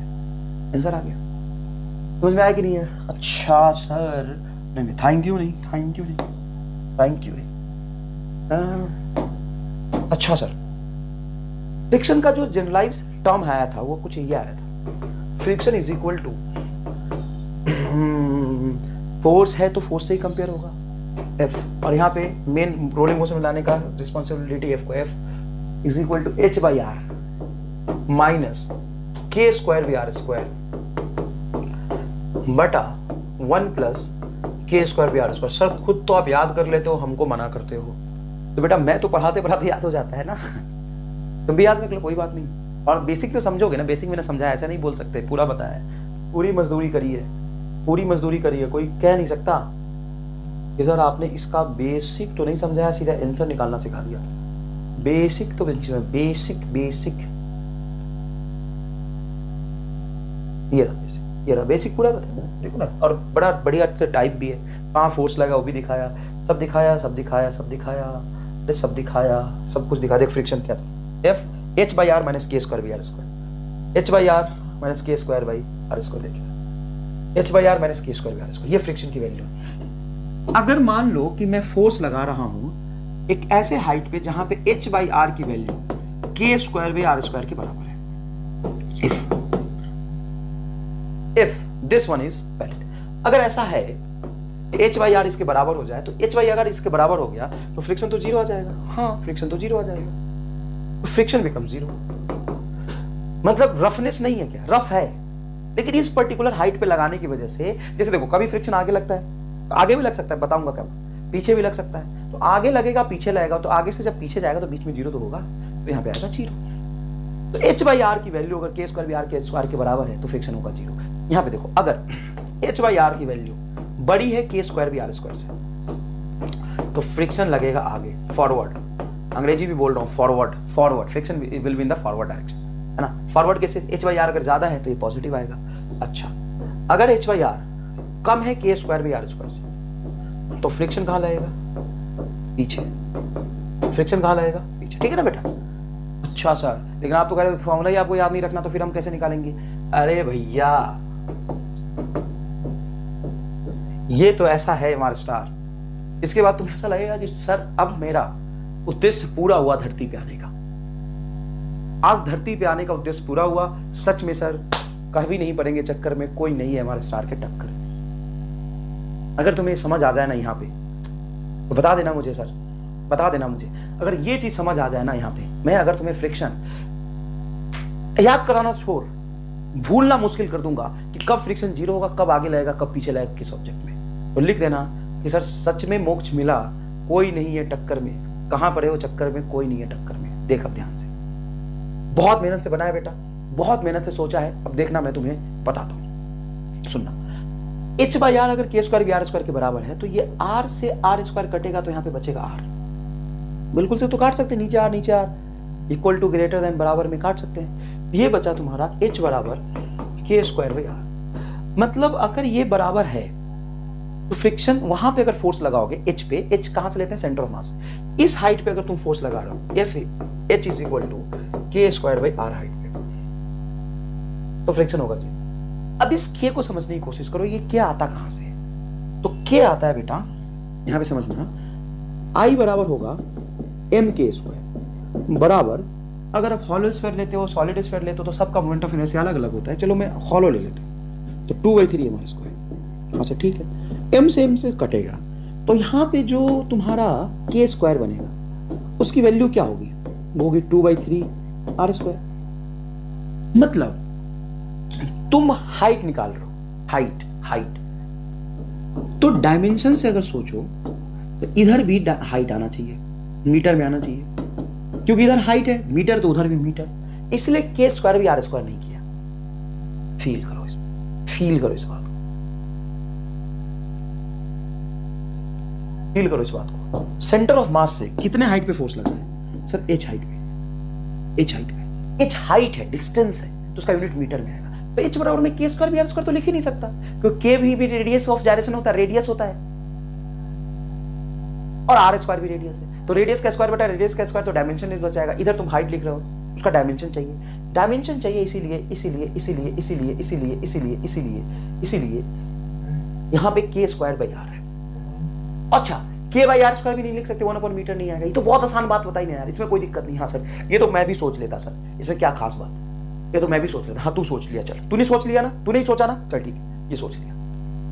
अब सुन, मतलब ऊपर में k स्क्वायर, नीचे होगा r। अब k स्क्वायर को जब मैं r के टर्म्स में लिखूंगा तो उसमें एक्स्ट्रा टर्म हर बार क्या बनेगा, मोमेंट ऑफ इनर्शिया के फ्रैक्शन वाला टर्म बनेगा। अगर मैं यहां पे पुट करूं, देखो यहां पे अगर मैं पुट करूं k स्क्वायर की वैल्यू को 2/3 r स्क्वायर, तो h बराबर क्या आएगा, 2/3 k स्क्वायर बराबर 2/3 r स्क्वायर बटा r, तो कट के यहां आ जाएगा r। अब तुम हाइट निकाल रहे हो और किसी ऑब्जेक्ट पे हाइट लगा रहे हो, मतलब किसी ऑब्जेक्ट के सेंटर ऑफ मास से h हाइट पे फोर्स लगा रहे हो, तो वहां पे हाइट को किसके कंपेयर में तुलना कर रहे हो, रेडियस के कंपेयर में। तुम्हें पता क्या है, एक ऑब्जेक्ट के बारे में क्या पता है, उसका मास, उसका रेडियस। तो अगर h हाइट पे जाके फोर्स लगाओगे तो हो सकता है कि तुम हाइट 0 रख दो, या रेडियस के बराबर रख दो, या रेडियस बटा 2 रख दो, या 3r/2 रख दो। तो मतलब तुम जहां पे फोर्स लगाओगे जिस h हाइट पे, हाइट मतलब डिस्टेंस, और ऑब्जेक्ट में डिस्टेंस किस चीज से रिप्रेजेंट होता है, रेडियस से।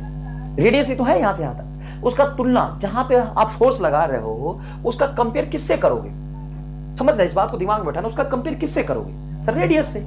तो इधर हाइट उधर रेडियस, इधर हाइट उधर रेडियस, इधर हाइट उधर रेडियस, इधर हाइट उधर रेडियस, और रेडियस के मल्टीपल में क्या आएगा, मोमेंट ऑफ इनर्शिया वाला direct term, moment of inertia वाला डायरेक्ट टर्म।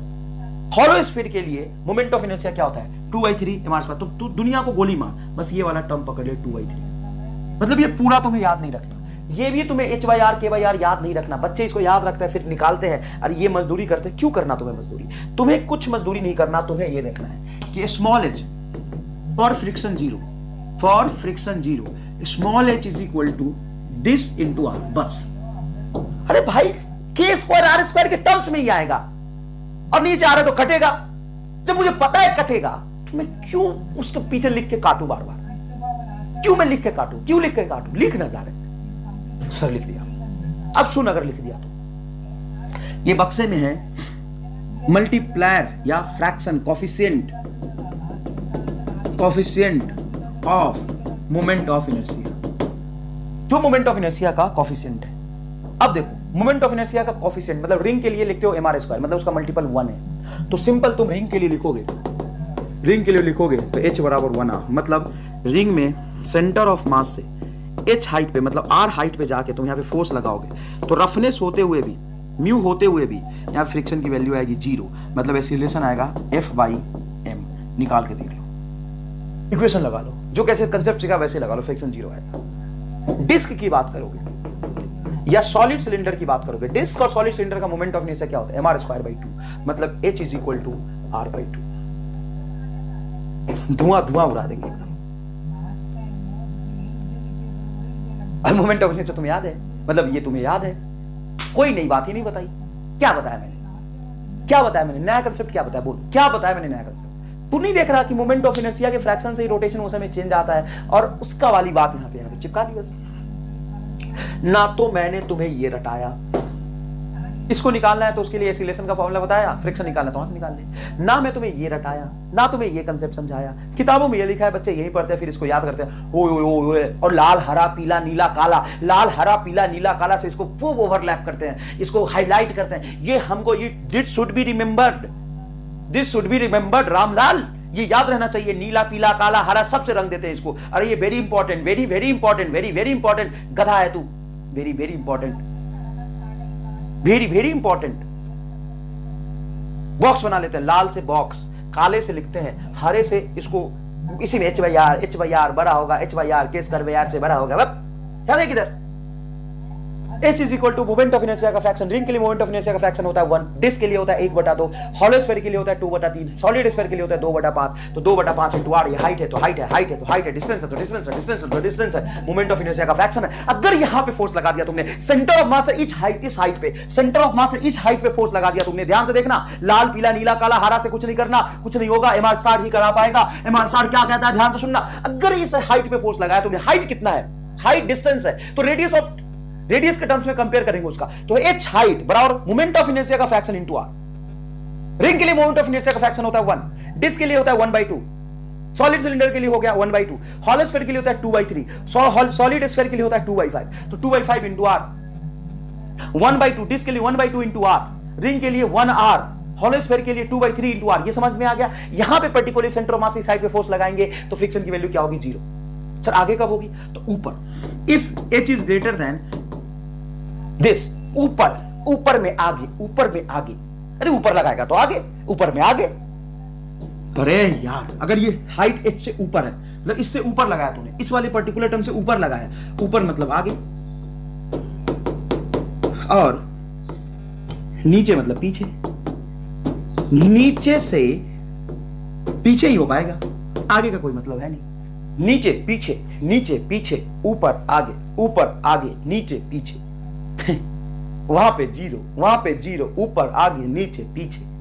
अरे यार, ऊपर आगे नीचे पीछे, नीचे पीछे, ऊपर आगे नीचे पीछे। बता तुम्हें क्या चाहिए? तुम्हें ये चाहिए, तुम्हें ये चाहिए, नीला पीला हरा काला से इसको रंगेगा, ये चाहिए, ये तुम्हें डायरेक्ट mr स्टार चाहिए। क्या बताइए, मोमेंट ऑफ इनर्शिया का फ्रैक्शन ढूंढो, वो तुम्हें याद है ढूंढना क्या है। उसके रेडियस के मल्टीपल में हाइट लगाओगे तो वहां 0, वहां 0, वहां 0, ऊपर आगे नीचे पीछे, ऊपर आगे नीचे पीछे। आंसर आ गया। अब समय हो गया है, धन्यवाद बोलने। बहुत बढ़िया तरीके से इसको पढ़ाया गया है, कसम दिलाया है। रख दो कलम साइड में, सारे सवाल का आंसर निकाल दो। एक आध दो सवाल में अभी आपको थोड़ा सा दिक्कत आएगा, क्योंकि अभी आपने नया पढ़ा है। कोई भी चीज, बड़ी चीज और चमत्कारी चीज जब पढ़ते हैं ना, तो उसके जो चमक होती है उसको झेलने के लिए ना थोड़ा सा शक्ति चाहिए। थोड़ा सा शक्ति डेवलप करो, चीज़ों को समझो एक बार और, उसको विजुअलाइज करो, और उसके बाद तो तुम्हें देखा कि मैंने समझ लिया है तो आंसर कैसे निकाला है। समझ आया? धन्यवाद।